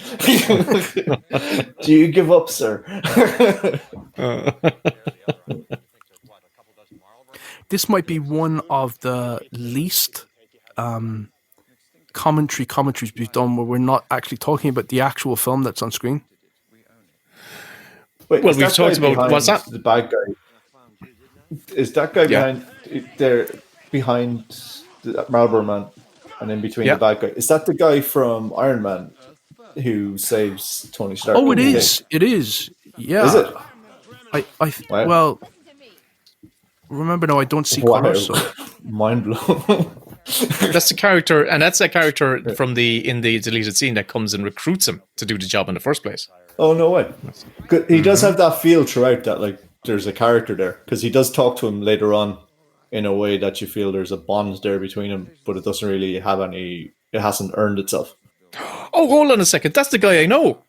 No way. That's the guy. For fuck's sake. Yeah, because he's browned up. He's not actually Indian. Oh my God. Yeah. There was an Indian guy shit. that they wanted to use, but his passport or his visa couldn't get cleared. And they had to Are you serious? I know him. No, I'm not joking. It's Harvey Jason. No, not you, Dave. Did that really happen? He didn't have a... Yeah, okay. Not this guy, but some other guy who's lost to obscurity. So wait a second, Will. Your friend is in brownface. Yeah. Well, like we're not like personal friends, but like I know him, and he knows me, and I know his son. But he is right. How I know him is this. But you're not friends. But like we're acquaintances, right? He has on Sunset Boulevard in Los Angeles. The day of, I went over to the Cartoon Saloon lads for The Secret of Kells when they were nominated for an Oscar. And the day they were, like the day of the Oscars, they were all getting dolled up, and I went for a walk down Sunset Boulevard. Went by the Viper Club, where the infamous club owned by Johnny Depp, where River Phoenix died. Down the alley beside it, down a small little pokey little alley, there's an open area, and there's another building behind it, hidden down there, and it's a bookshop called Mystery Pier Bookshop, right? And I went, how cool is this? And I opened the door, and it was, a bookshop, but it was a really pokey, cool one, and no one in it. And I'm start looking around, and it's all first edition stuff. And he comes out, and I spend 2 hours inside there. Like, amazing. Like, he just took me around the place. He has old scripts. He had a script from... is it his bookshop? It's his bookshop, yeah. He's a rare book dealer. Wow. And he had, like, old screenplays. He brought out a Charlie Chaplin and annotated Charlie Chaplin screenplay from one of his last screenplays that he wrote that he wanted to get done. And he's got little storyboards drawn on the margins and stuff like that. And unproduced Chaplin film? Oh, yeah, it's an unproduced Chaplin film, yeah. And he was such a lovely man. And I was about to leave. He told me all different stories about celebrities. But anyway, as I was leaving, I was like going, I got to buy a book. And I said, I got to buy something off you. I've been here. Like, it's a place where there's no price tags. And he said, no, you don't. And I went, I'll buy a book. He says, no. You don't need to buy a book. These are all incredibly expensive. And oh wow, yeah. But he left. But I walked out with a bag of stuff. He gave me like books, and he gave me all different sorts of things, like, My God. And I was back there. I've been back there a couple of times, and he's been as lovely as ever. I bet you, if I went into that bookshop, he would have followed me around, watching me to see where my hands went. And he would have kept the door open the entire time, and he would have stood by the door and not said anything. You would have slightly hated him for starting the whole Marvel Cinematic Universe as well. He's a lovely man. That's an amazing story. And I was into him like a couple of times since, and I had a similar experience. I walked out. I've got a first edition of a book over there that he gave me. But yeah, an atlas. No, it's actually anyway. That's amazing. Mystery Pier Bookshop. If you're ever in Los Angeles, Sunset Boulevard, behind the Viper Room, Mystery Pier Bookshop. It's a class little bookshop. Go in there and be lost for a couple of hours. And that's him in brownface. Use the code Will Collins for 10% off. 10% off a $10,000 book. When he said no, you don't, did he look you up and down? He knew by my attire. But also he said, like, there was one day he had a homeless lady walk into the shop, and he was like me saying, darling, what can I do to help you? And she says, I'm here to buy books. And he went, oh no, darling, you don't need to buy any books here. And she says, no, I'm here to buy fucking books. And she bought books. She said she was a multi-millionaire. But she just looked like a homeless. She was homeless. She looked like a homeless woman. That was the way she was dressed. Right. Okay. Which meant I look like a homeless person. He treats all homeless people the same way. But yeah. Oh Jesus! And all these books, are they all your books then? Yeah. Did he offer that story right after you looked to buy a book? No. I had a tramp come in here once, and I looked at them and said, nah. But by pure coincidence, his son was doing publicity for Cartoon Saloon at that, and it was by pure coincidence. And I had actually been around town with his son like that week, and I randomly walked into the shop, and I was like, it was his dad who owned the shop. It was complete randomness. That's amazing. Yeah. I love stories like that. He talked about Johnny Depp going in there, actually. Well, that makes sense. His club is around the corner. Yeah, that would make sense. All right. Yeah, this does not look like Costa Rica. No, it was shot in California. Has to be. Yeah, that's the San Francisco woods, isn't it? I have to say, lads, I've not been paying attention about people moving left to right, but he's now moving right to left. So that's the wrong way to be going. Yeah. And he's going to do something wrong. He's going to shite. Yeah, he's moving right to left the whole way, isn't he? He's moving right to left. Mm-hmm. Yeah.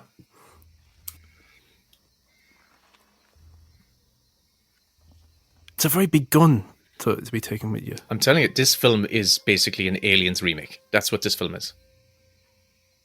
Which character would he be? Hicks? No, not Hicks. Hudson.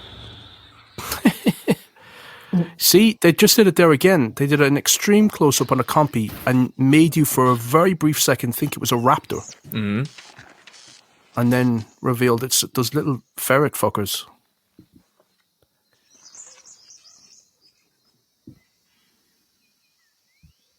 What's your ranking of the Jurassic Park films? They just get progressively worse. Oh no, the third one is the worst, isn't it? Oh God, we're having this conversation again. Mm-hmm. The third one for me is the second best. Dave's right. I haven't seen it in about 20 years, but well then, I don't remember. Just go by me. No, Dave's right. I won't send you wrong. I saw it a couple of years ago. I saw it when my son Part was 3 is number 2. going through it. Sorry, lads. What's your time code? I accidentally knocked mine off there. Go on, Kevin. What's 1:14. Is it still 1:14? 1:14? What? Yes. 1:14, 56, 57, 58, 59, 1:15. I'm looking at Peter Stormare wandering further and further and further off screen. I'm on the guy eating the snack. I don't know why this isn't the whole podcast, but where are you? Where are you? When we were doing the Princess Bride commentary, we were watching it on 2 different mediums. I was watching it, or formats. I was watching it on a Blu-ray and he was watching it on a DVD. And we learned the hard way that DVD runtimes run way slower than Blu-rays. No, faster. Faster. So I was about 4 minutes behind Will. Yeah. Wait, what? Why did they run faster? I think it had to do with the PAL and HDSC. Yeah, it's a different frame rate. There's like 1 frame extra a second in PAL. And look at the lip. Oh my God. One biting his lip. Oh, that's rough. So yeah, so when you add up 1 frame a second over the course of 5 minutes, that's about 5 seconds extra, or 5 seconds shorter. On the first student feature I made years ago, produced it.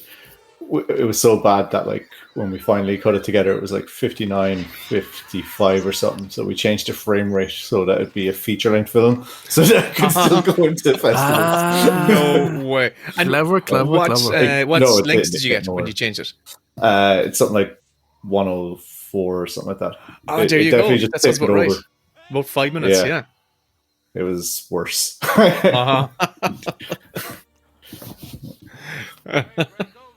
I remember the crushing realization when I made my first student film that I was not cut out to be a director. Because all my ideas I had in my head, there was just no way to execute them without having an amazing crew with you and a lot of money. And I realized, it's a lot easier to just write this stuff. Mm-hmm. Because then the imagination does all the hard work.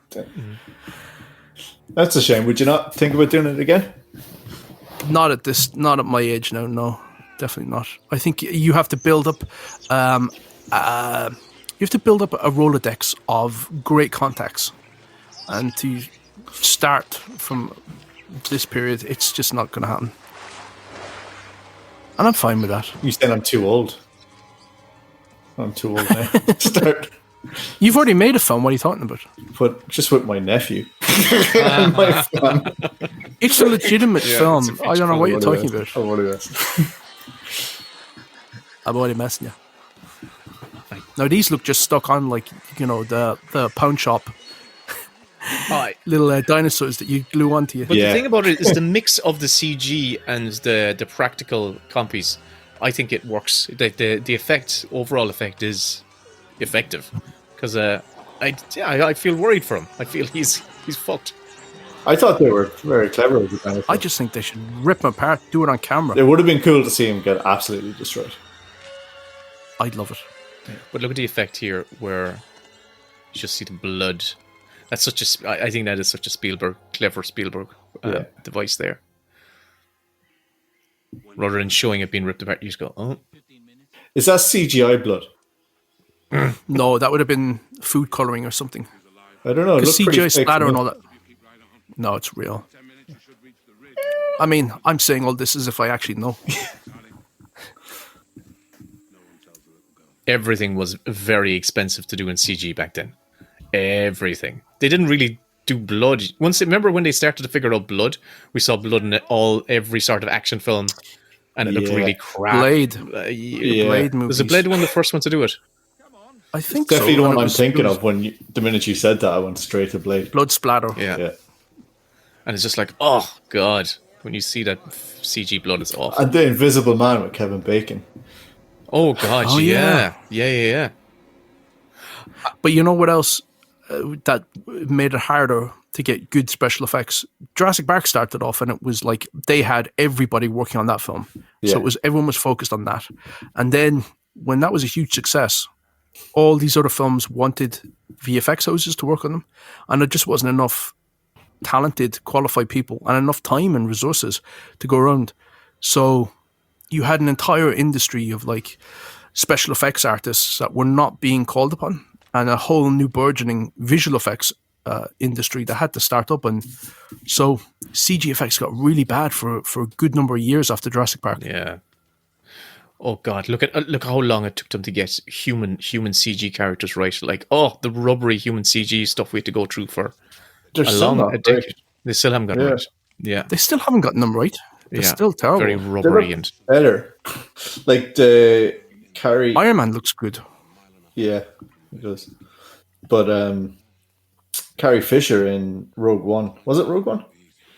The end one. De-aged CG. Yeah. Although the Luke Skywalker in The Mandalorian looked pretty slick. But that probably could have been like repurposed footage, which they just did that face swap type thing. It was deep faked on Sebastian Stan, I think. Essentially a deep fake. Oh, Sebastian Stan plays Luke in that scene? Is that what it was? I didn't know that. And then Are you sure? Yeah. And they got they used like a vocal AI thing to replicate Mark Hamill. You're talking shite. I'm absolutely not talking shite. Oh my god! I will really? sue you for slander. I love it. Yeah, it's what's the name? Roblox? No, Roblox. Podbot. Yeah, Podbot did it. It was definitely Sebastian Stan. I had no idea about that. I'll tell you what, that's one of the things that I think is kind of magical now, is the what is it called? The dome thing that they do the Mandalorian. Oh yeah, that's the background.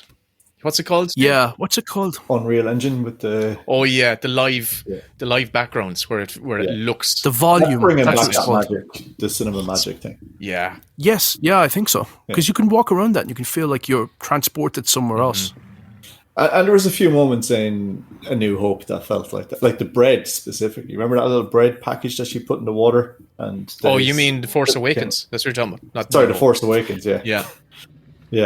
Oh, it was amazing how they did that as well. It was like a balloon thing that they just blew up with a vacuum thing underneath or something. Yeah, no way. But things like that are starting to kind of re-emerge and make it a little bit better.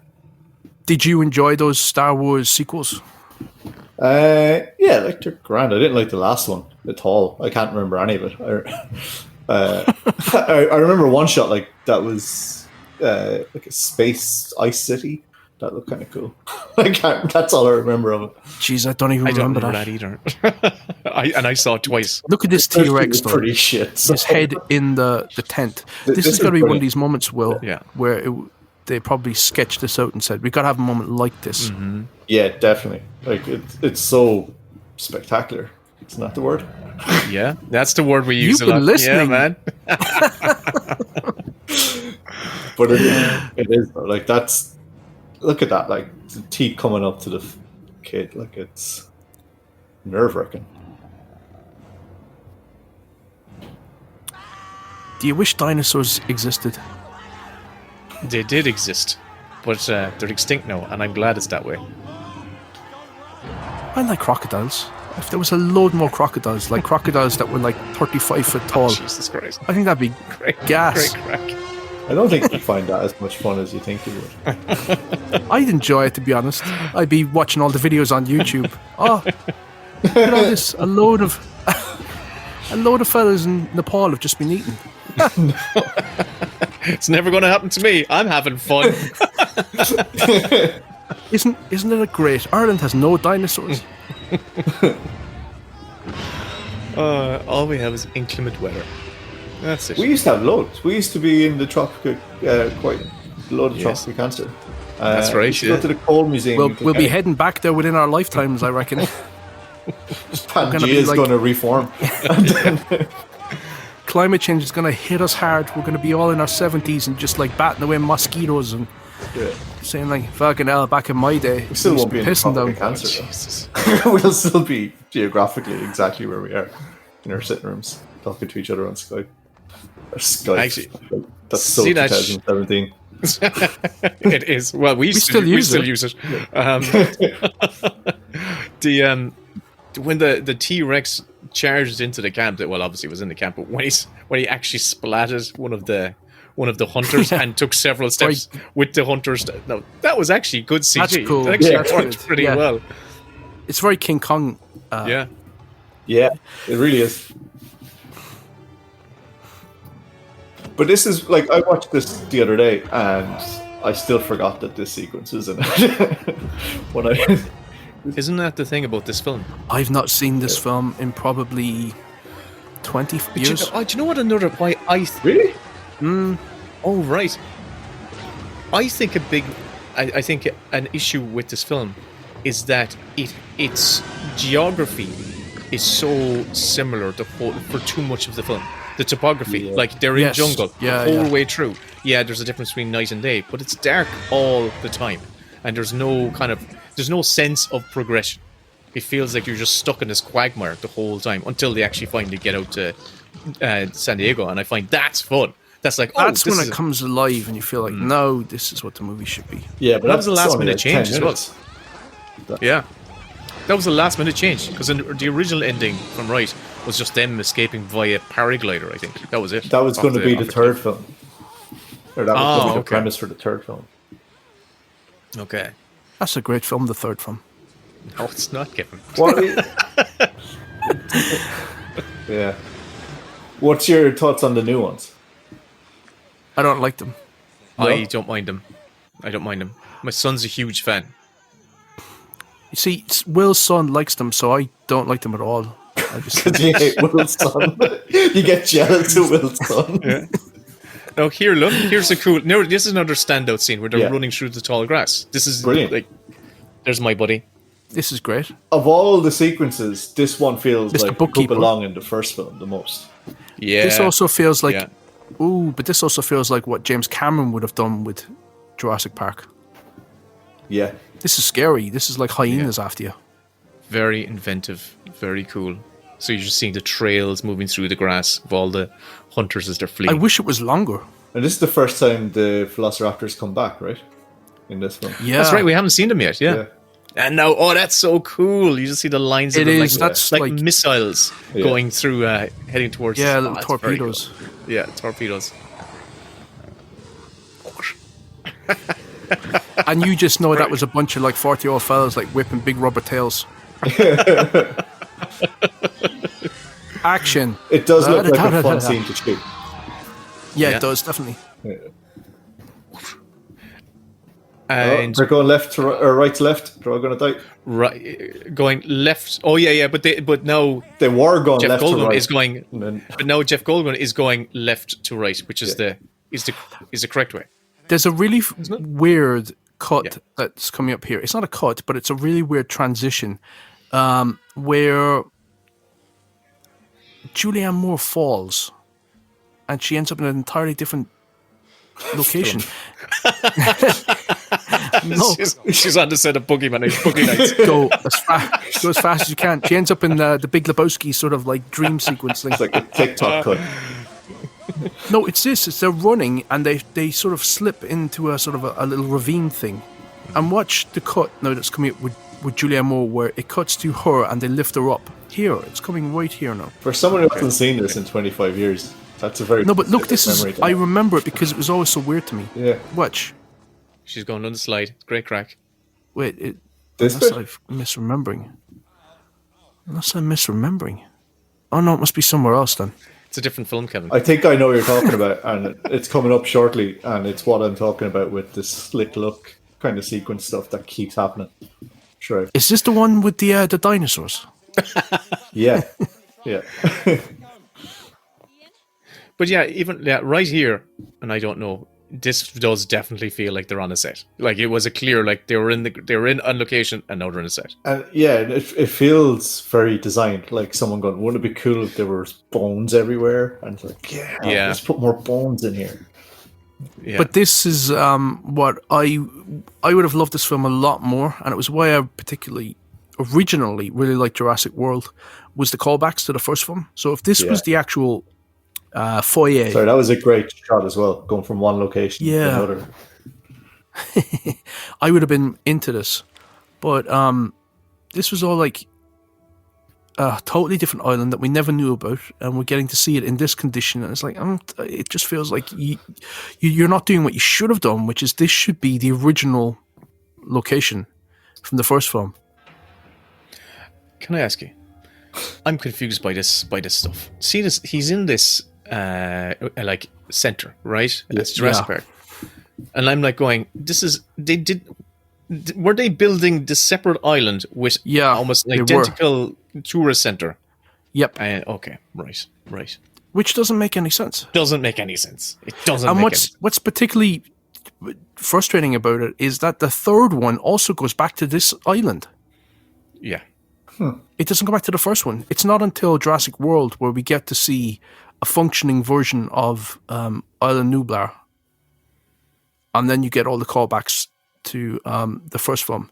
But yeah, I really liked Jurassic World when I first saw it, particularly because I was so sort of like fed up of Marvel superhero movies, and to go and see a big monster movie on the screen where it was dinosaurs eating people, and I just absolutely loved it. And then very quickly it started to fade, where it just started to look more garish and more dumb and cynical and sort of like very corporate. And now I think it's a pretty poor imitation of the first film. I love the second one. I have another thing to add to it. Go ahead. Because Spielberg, they had such a bad time shooting on Hawaii for the first one. Like they didn't want to go back there because remember they were hit by an actual tropical storm, right? And it destroyed sets and all this sort of stuff. And Spielberg just and I think if you watch that Netflix show on how about making movies you love and stuff like that, like the Vox Poppy show, it's kind of, they talk about it there. But he didn't want to go back to Hawaii because of that. The movies that made me or something. Yeah, made us. Yeah. Good show. Yeah, I enjoyed it. It's fun. Not as good as our podcast, but anyway. Well, they did cut it down. Yeah. So hence that's why we're seeing the big redwoods and all that, and this feeling that the locations don't feel right. It just doesn't feel has the same texture as it's one of my least favorite things in some films when I notice it is feeling the budget on screen, feeling the constraints, where it's like I can tell that you had a better idea of this on paper and you couldn't pull it off for a multitude of reasons. But when you're aware of corporate choices and budgetary decisions, it sort of just makes the whole thing feel. It doesn't feel magical anymore. It just feels like it's an exercise in frugality.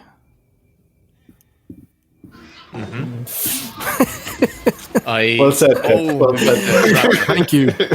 How is she not dead? Okay, so in the version I'm watching, the raptor has jumped on the back. This part I hate as well. Julianne Jeff Goldblum does not in here. Like, it's like he's the hero in this film, and here he is, like standing behind. He's putting his daughter between him and a dinosaur. Yeah. Like, it's Very good point. he just stood there and froze. And I remember the moment that I was bumping up against.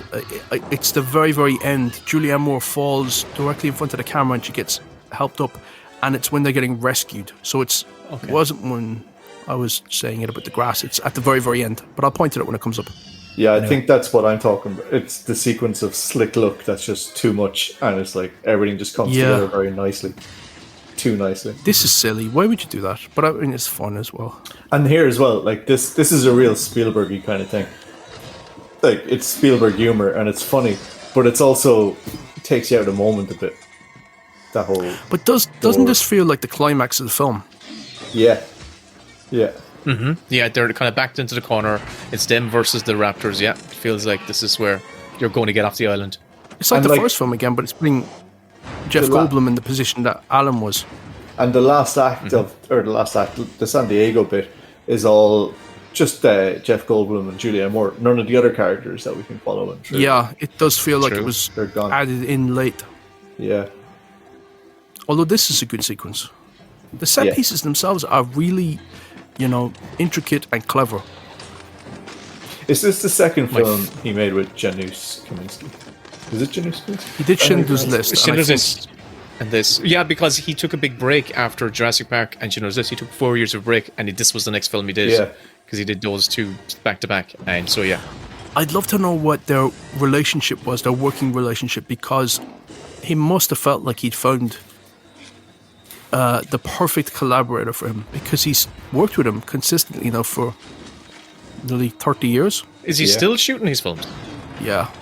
Oh, wow. He's done every single film. It's like Wow. the same thing with him and John Williams. So he worked with a lot of other DPs. Then he found Janusz Kaminski, and it was like, yep, me and you. Let's And go. I think it's not just those. I think a lot of his crew are the exact same for all his films.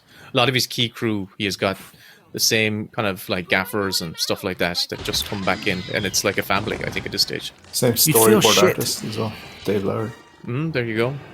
You'd feel What was his- shit if you what was got his to name, work Dave? with him. Dave What's the Lowry. storyboard artist? Dave Lowry. Oh, yeah. You'd feel shit if you got to work with him, and then you. Never one got and asked done. back. What was it about me? Why didn't he like me? He's done 6 films with that other fucker, and it's like, I did a Honestly, classic. Or worse, you do 2 films with him and then no more. It's like, what did I Yeah. do? God. It was that morning when I said, Stephen, for fuck's sake, we can't do 65 setups before lunch. He's like, okay. And then never get to work with him ever again. You're Here going we up to go. Kathleen Kennedy saying, That raptor. what was happened? terrible. Is there something I said? Now we've got the daughter's superpower, which really is the highlight of this film. Gymnastics. Gymnastics. But listen, Every- this annoyed the piss out of a lot of fanboys. It didn't bother me that much at all. It's just silly. It's silly, but it's like the way that people reacted at the time was like, this is outrageous. What, the kick? Or. Yeah, it was like a girl defeats a velociraptor with gymnastics. It's like, it's a Steven Spielberg movie. I think This it's quip pisses me off more. They cut you from the team. It's like, now's not the time to be witty, Jeff Goldblum. You're surrounded Yeah. by velociraptors. Again, it was such a 90s thing. It's Take such it a 90s. serious. Yeah. It was like we gotta get in that sarcastic quip. And here comes. This is another cool sequence. Oh yeah, actually, this is a good sequence. There's so many great moments. Like, there is a lot of really, really good action, tense moments. But There is. overall, it's meh. Which is why I kind of love it as well, because you can talk shit about, So producers. We're watching the moment on the rooftop. Still enjoy the film terribly. tremendous. We're watching a moment on the rooftop where Julianne Moore is pulling the slate tiles, and she's cornered by 2 raptors. Just for those listening along. It's cool, like the way that tiles are falling out. That's cool. I like that. That's inventive. That'll do, Spielberg. That'll do. Yeah. But going back to it, I do think it's the literal darkness of this film. Just the whole the aesthetic of it. Just Yeah, if this was all taking place during the daytime, it would feel very. This is the moment. Watch. Boom, out the window. Oh, okay. Yeah. That cut there. This bit, yeah. This is what I'm talking about as well. This is almost like from Hook. Like it is, yeah. Right. So and then the Julianne Moore helicopter fell out the window. And this is the last time we see Vince Vaughn for no reason. Like, that's right. His character just vanishes. Yeah, and so does Kelly. Kelly comes back at the very end. Kelly's the only Sleeping other on the character couch. whose name I remember. And Sarah Harding, because Vince Vaughn is like, Sarah Harding. And Sarah's my favorite. Yeah. But if all those sequences that we saw were taking place in daylight, it would feel a lot more like bouncy and fun. And yeah, that's pretty interesting. I'd say it might have been a CG consideration. Oh no, that was in one of the documentaries I watched today. They said that was a case because if they had lit it, he knew from the first one that everyone had wanted to see what dinosaurs look like. They got to see it, and now they didn't have to do that. So it actually was cheaper to do it at night. You didn't have to light them and make them render, make them look so real. So it's cheaper to do it at night, basically. Huh. A lot of darkness means there's less things to pixelate. And he put up his own money for this too, right? Did he really? What? This was the first time he went out on his own after all those other. No way. Which is another. So reason this is why. like a. Sorry, this bit here is fucking ridiculous. I have no idea. He comes up and he's like some Dickensian character. And he's like, "Why are you so glum? You just killed the biggest dinosaur in the world." And it's like, and it makes no sense why he's talking to him like that. Like, cheer up, mate. Have you? There was a thing that was going around amongst some of my friends of a report about Spielberg's yacht, his personal yacht that he has, and it's like something out of a fantasy film. It's massive. It's got its own cinema, like a proper cinema. It's like the size of a cruise ship, and it's to be honest with you, I would be yacht. disappointed if it didn't have a cinema on it. Yeah, I would be disappointed. But it's the scale and it's the opulence. He's like the yacht itself is hundreds of millions. Oh Jesus Christ! He's got more money than you could fathom. Think about what he's a billionaire, a multiple billionaire. This film, like is it DreamWorks? Yeah, DreamWorks. Yeah, they've made some of the biggest films and TV shows in the past 30 years. You'd expect him to be a multi-billionaire kind of. If he wasn't, it'd be weird. Yeah, I suppose so. Yeah, but it's like it's strange when you see how the other people live. It's like, oh my God, Jesus. How can you relate to reality? He probably has about 22 assistants. Mm-hmm. He'd never have to do anything for himself. He'd never have to like toast his own bread. His assistants probably have assistants. I would. It's true. I would almost guarantee that they do. Mm-hmm. But like, he still makes great films. This is the thing. It's like throughout it all, he's still one of my favorite filmmakers, and he always will be one of my favorite filmmakers. And he's gifted and fair fucks to him. That's what I say. No, he's amazing. West Side Story looks quite good. I've never seen the original, so I've only watched half of it, to be honest with you. I've only seen snippets of the original, but it's just the photography. It's the way that he's shooting those sequences. It just looks like cinema. Yeah. This is a very strange sequence now because they're waiting at the dock for a ship to come in, and I don't know what's happened on the ship. Is it that raptors got on, they killed all the crew, and then the ship took off? That was, and all the raptors jumped overboard. That was in the scene that was cut or something. But what I don't get is like why all the news reporters are dressed like cops. They all look like detectives. Yeah, that's true. That's it. You have to question him. Yeah. What about all those people that on that island that you went with? Yeah. Because so many people wanted to ask him questions, they actually have to do a press conference. Like so many detective agencies. Why have a big press conference if you're not going to at least call the ship and see if everything's all right? Like, you know. Yeah. Why wait till the last minute? Like, it's always strange in movies when journalists all gather around and they create this gaggle and they're all like, Sir, do you have any comments? Sir, and they're all shouting at the same time. It's like, that's not the way any journalist would behave, because nobody's going to actually get anything on the record because they can't hear each other. Yeah. It's such a movie trope. But anyway, yeah, so all the raptors ate everybody and then jumped off the ship. Yeah, but I think that kind of storyline is lost, and we're supposed to accept that the T-Rex did it. I'm just not believing the line that Spielberg's spinning here. Or the T-Rex is piloting the boat. With his tiny arms. His little Henry Cavill arms. I don't see where I just think he's got a huge torso, and it just makes his arms look. Legs are too big. He can't bring them in. Yeah. I think that's what it is. He's just out of proportion because of his muscle mass. A fantastic. Oh, that's a cool shot when we see the book coming in. I preferred it in Speed 2. I've never seen Speed 2. I preferred it. Surely you've seen this sequence. Remember the rise of the Titanic? Isn't that kind of a sequence from that as well? Oh yeah. Do you remember the Titanic in Ghostbusters 2? Maybe that's what I'm thinking. It docks. Yeah. It docks, and they're like, the Titanic just parked up. All of New York is getting overrun with ghosts. Okay. Happy days. So the boat has carefully and delicately It's a ship. docked. That's not a boat. The ship has carefully docked. The yacht. And Spielberg's yacht. Spielberg's boat. Yeah. Everything's fine. All aboard, lads. Let's have a fan out. Let's have a look. This is the boat from the Dinosaur Island.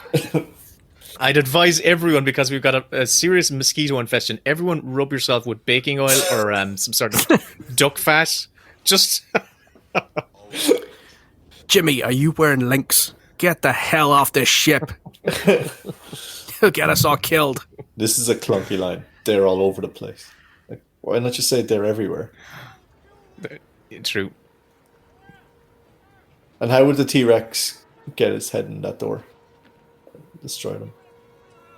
Persistence. Yoga. Also, how does the T-Rex reach that door? He's in a sort of like a pit. Yeah. They needed to keep that scene in. Why did they just leave the hands? They ate everybody except the hands. There's no meat in hands. There's no, exactly, yeah. There's no fat. But they ate the feet. And we just didn't see beans. Come here, lads.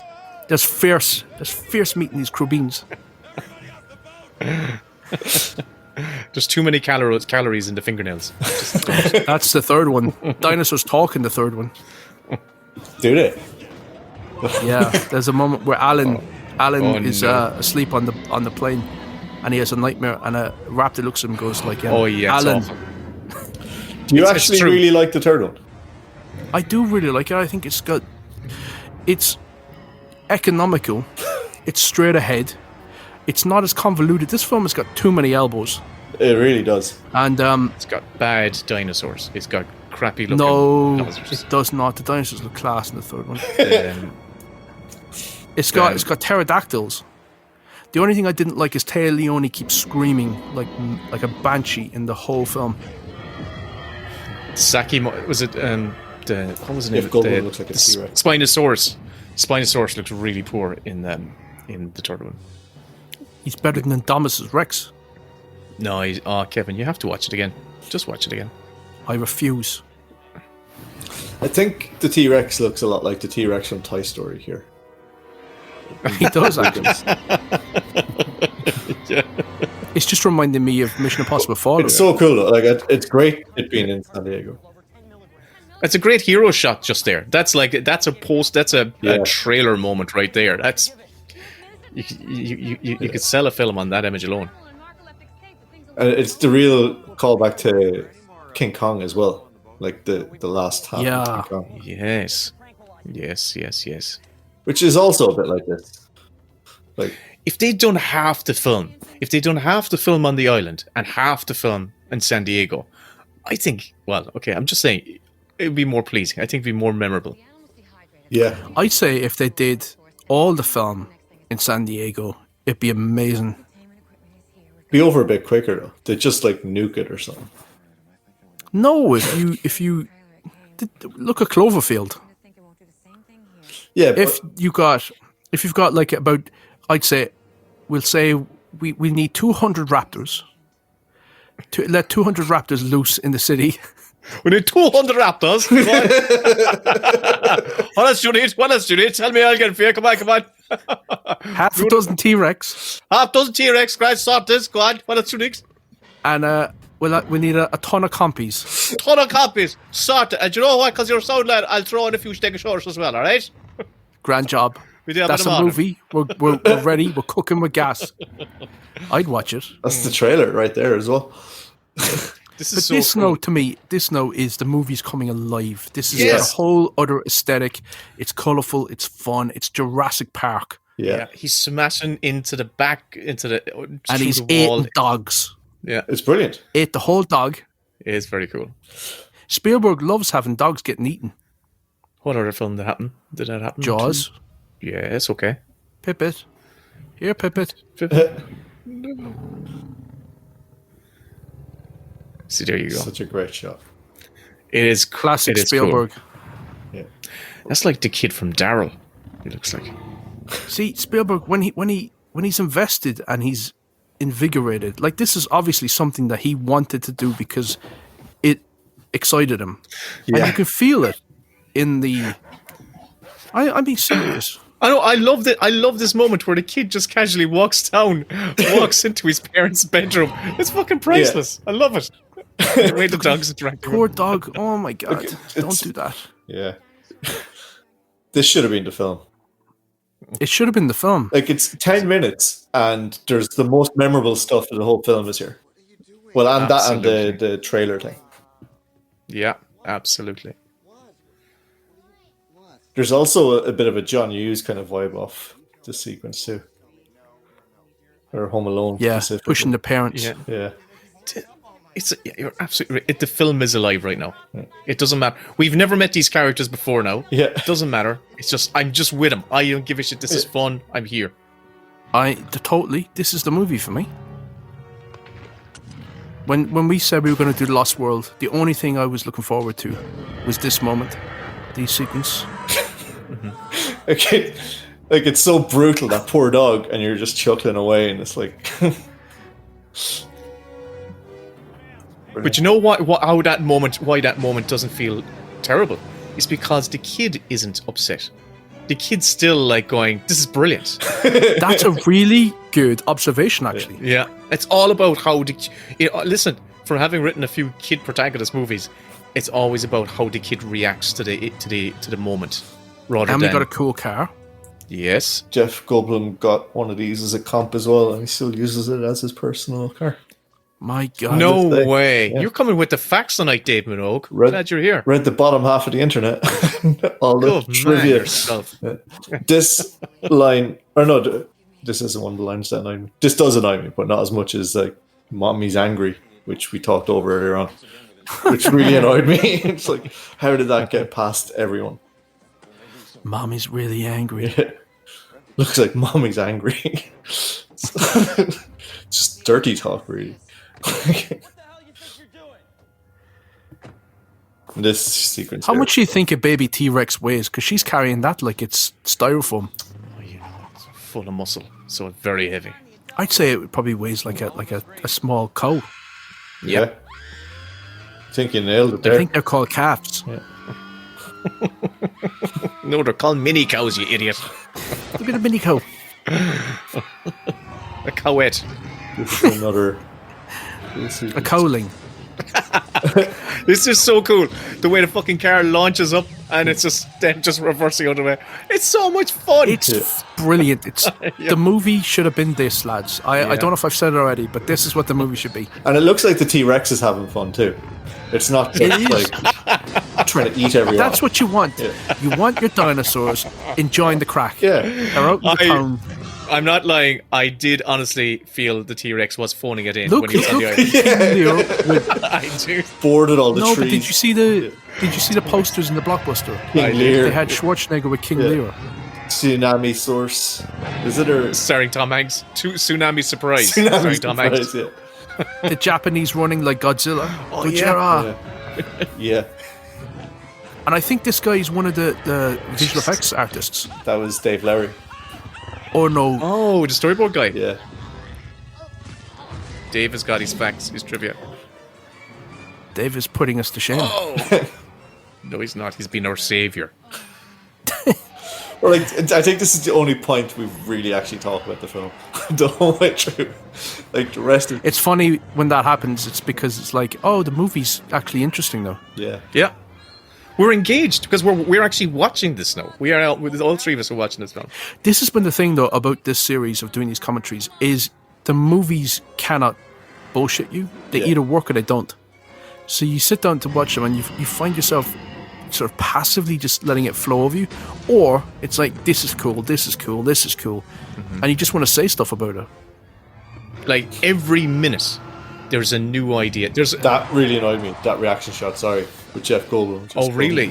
It's like completely over the top and. The visual effects in this moment are great as well for something that was probably a last-minute addition. Combined with the practical effects of like flipping cars over and all that stuff. It's too short, though. I wanted to go on longer. I forget how it ends. Is it a happy ending? Does he get on a plane and get the hell out of here? My God. Okay, if I have to tell you how it ends. I love this though. The animal control. Oh, they lure it back onto the boat. Yeah. I was hoping Julianne Moore, because she's kind of got a harness on it, that she was going to ride the baby T-Rex. like Super Mario and what's the dinosaur in that called? Yoshi? The Dino Rider toys. The Dino Rider toys. Strap some miniguns on the side of it.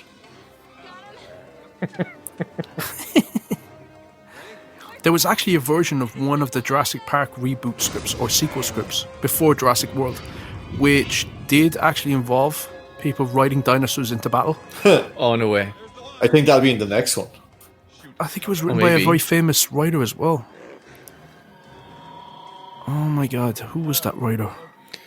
It was Paddy Tchaikovsky. I can't pronounce it. Oh no, it was the guy that did the Piranha movie.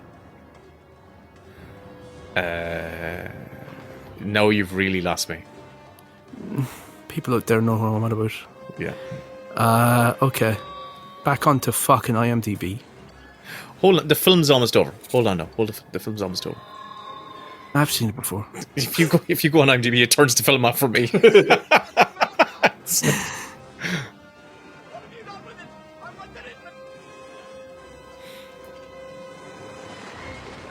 John Sayles.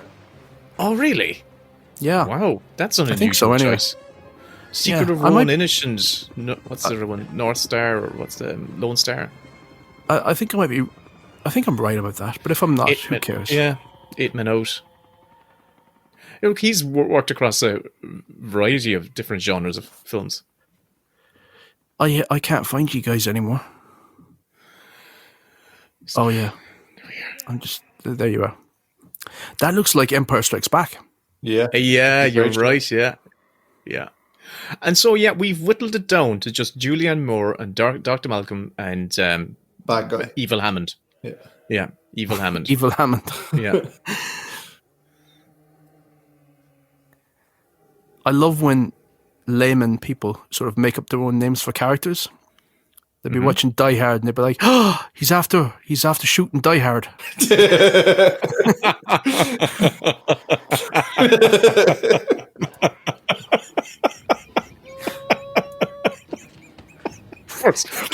First name Die, surname Hard. Mr. Hard, your table is ready. Die Hard's after jumping off the roof. Fucking hell.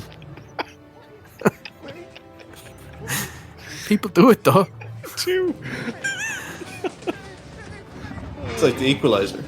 Like, his name is the Equalizer, right? Oh god. This is like a cat teaching it, or a bird teaching its offspring how to eat. That's an amazing observation there. I'm going to cut that as a clip. Good man. Well, that, yeah. That's the trailer for this podcast.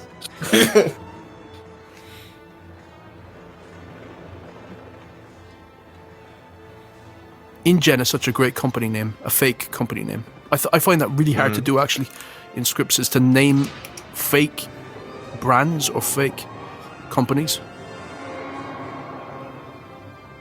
Because you feel compelled to put some sort of sex toy reference in there. Absolutely. That's what I'm all about. That's why this podcast is called. That's why this podcast is called The Best Butts.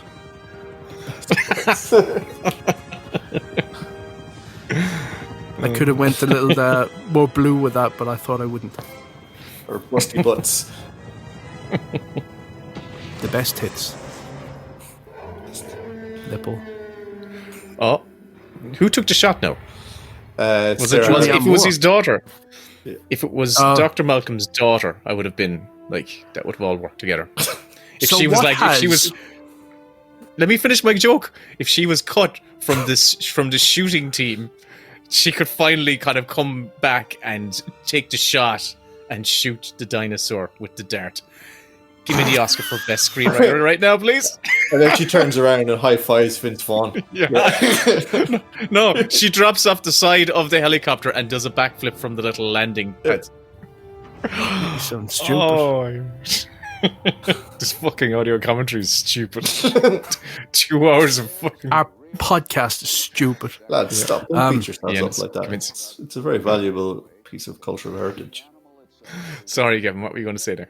I can't remember anymore. That's the I reason why I'm always interrupting, is because I have I've got the head of a fucking goldfish. You were saying, Will, in a previous episode that newsreaders... No, you were saying listen to the podcast. that newsreaders don't sound like newsreaders in it. And I think this guy absolutely sounds like a newsreader in this. Oh, Oh. is he an actual one? I think so. He looks Oh, it's familiar. John. It's Jim CNN, Seven. So Fake news. I always call it sin. Gime. Oh, Gime. But I much prefer watching my favourite news outlet, sin. Bic News. Bubuk. It's like Sky News, Bic News, and just Sin News. They're just Fox News, of course. I like watching And in Ireland, we've got RIT. Rit. Sixen Rit news is on. This is that moment, Dave. You're experiencing the moment where we just lose the thread. We are losing that. Just losing it. This is now where I would, if I had the energy, I would just keep pushing Will more and more into loopiness, because it just gets funnier and funnier. Oh, I don't know. This is how it ends. Oh, happy family T-Rexes. Oh my god. And the pterodactyls flying. Oh shit. They look so happy. Stegosaurus. They do look do. happy. They're all hanging out a bit too close for comfort, to be honest. And Seriously. this sequence costs a fortune because it's during the day. There you Twice. go. There you go. Yeah. Cheaper. So Spielberg. Now that you said this came out of Spielberg's pocket. Yeah. So he was like going, "We're not fucking paying for all that CG. We're doing it at night, baby." Oh my god, makes so much sense now. And directed by Steven Spielberg. That's who you were on about. Steven wondering. Spielberg. Oh, I thought you meant Michael The Spielberg. name was sounding so familiar as you were saying it, and I was like, I better not ask, because you sound stupid. Oh, that's nice of you to say. They're going to be putting us in the Trinity Library someday. I know it's going to happen. We're going to get our own shelf right beside the same book of Kells, the best podcast, the original tapes. You should send 8-track to this into the IFI just in case anybody wants to listen to it while watching. The quote that they'll use for me will just have me saying nipple. Nipple. And it'll have my name on it. You should just get a button that says nipple, so you don't actually have to say nipple anymore. Just press the nipple button. Okay, so marks out of 100, what would you give it? I'd give it in the 60s. I put it in the 60s. There's my friend, Harvey Johnson. No. Harvey Jason, sorry. Harvey Jason. That's my... Oh, he's your friend now, is he? No, he's my acquaintance. He's an acquaintance. He's your friend. Well, he's my friend now after this, after this recollection. I give it in the 60s as well. What about you, Ken? I'd probably give it 6 out of 10. Or 3 out of 5 if I was really pushed into it. Good old Stan Winston. R.I.P. That is the end. I'd like to thank Dave Minogue for sitting in with us this evening for a most enjoyable session. For all your information, Dave, thank you so much for being a part of this. Thanks for having me, guys. Yep. It was great. It was a blast. And for everyone listening, seek out and watch Poster Boys, because I genuinely, hand on heart, loved it. And I thought it made me really homesick for pre-pandemic Ireland. It was such a lovely, warm, summery film. And your nephew's a great little actor. So yeah. It's all over Sky. You can download it on Sky. Oh, brilliant. There you go. Brilliant. There you go. Get the Poster Boys. Yeah, for free. You have a subscription to Sky. Awesome. Or pirate it.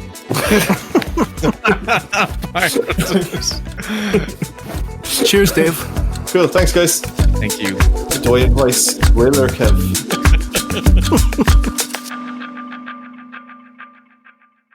And here is a clip from the lads' latest Mini Bits bonus show. The full episode, plus 80 more, are available on their Patreon. See ya, Mossy. I gotta go in and record another one of these fucking Mini Bits. Oh, yes, this is all it is. I know.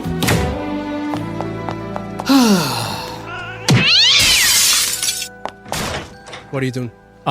Right now, on the Academy screener site, and I hit play, because there's only a few films on it for the first month or two. There's only like about less than 10 films on it. And Guy Ritchie's The Covenant is on here. So I hit play on that, and I'm hearing we're out in Afghanistan, and I'm hearing all the dirt, and I hear vehicles, and I hear the sound effects of characters walking. But when characters open their mouths, I don't hear any dialogue. Mm-hmm. Oh, they've no dialogue. They've uploaded the wrong audio track. It's like that Tom Cruise trailer where it was just the sound effects. Have you met an SP?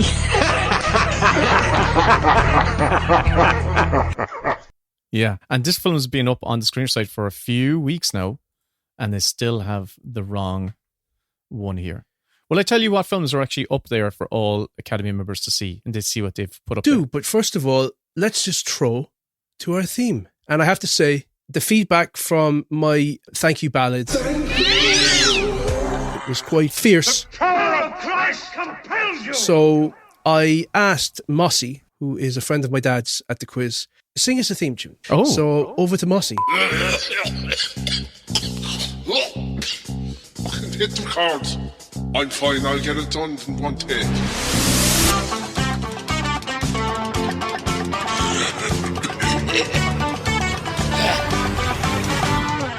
It's the Mini Bits. Or podcast, what will they say? With Will and Kevin Cock. The best fucking podcast. That'll do. That'll do. My God. Thank you, Mossy. You would make an angel weep. That voice would make an angel weep. Telling you. Beautiful. Beautiful. Boolabus. It only cost us 2 months Patreon money, so, Is that all? Money well spent in my eyes. Yeah. I mean, you can't get much for €20.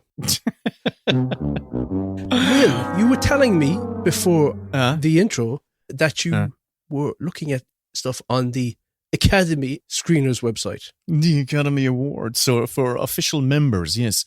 So they don't send out DVDs anymore. So how you do all your streaming stuff is all via the Academy website. And the streaming season has begun, which is exciting. So it means for the rest of the year... Did it ever end? It does end. It does. After the Academy Awards, there's about 2 weeks, and they take all the films down, and then they begin again at the end of August, and they all start coming up. So it's a whole new collection of hopefuls. So how many films are on there? Right now, about 10. Actually, 10 exactly. I can tell you the 10. Oh, go on, tell me. John Wick 4. For the Oscars. Oh, because there's like... Yes, because they're adding in stunt category, aren't they? Are they adding it in? Is the stunt category being added? I believe they're adding in some sort of stunt category. Breaking news straight from an Academy member's mouth. Because they're adding in stunt category, aren't they? Slash film. I don't know. Did I read this in an article? I feel they were. I felt they were. Have long overlooked stunts, and my God, it's pure artistry. Yeah. And it is incredibly, well, these days, it's all fucking rubber computer generated avatars. That's why we should highlight, that's why these people should be getting their Oscars when someone's actually gone out it. Yeah, go back, absolutely. Go back and give it to your man from Mad Max who broke his legs. Give it to Richard Farnsworth, who was a stuntman and starred in The Straight Story. Yeah, Richard Farnsworth was a career stuntman. Oh. Absolutely. Wasn't that also the case with Machete? What's your man, Machete? Danny Trejo. Danny Trejo. Is really? It Trejo or Trejo? I always call him Trejo, but he just says, call me Danny. I was going to say that back to you. Nah. I was like, just that. Weird. Because we just call him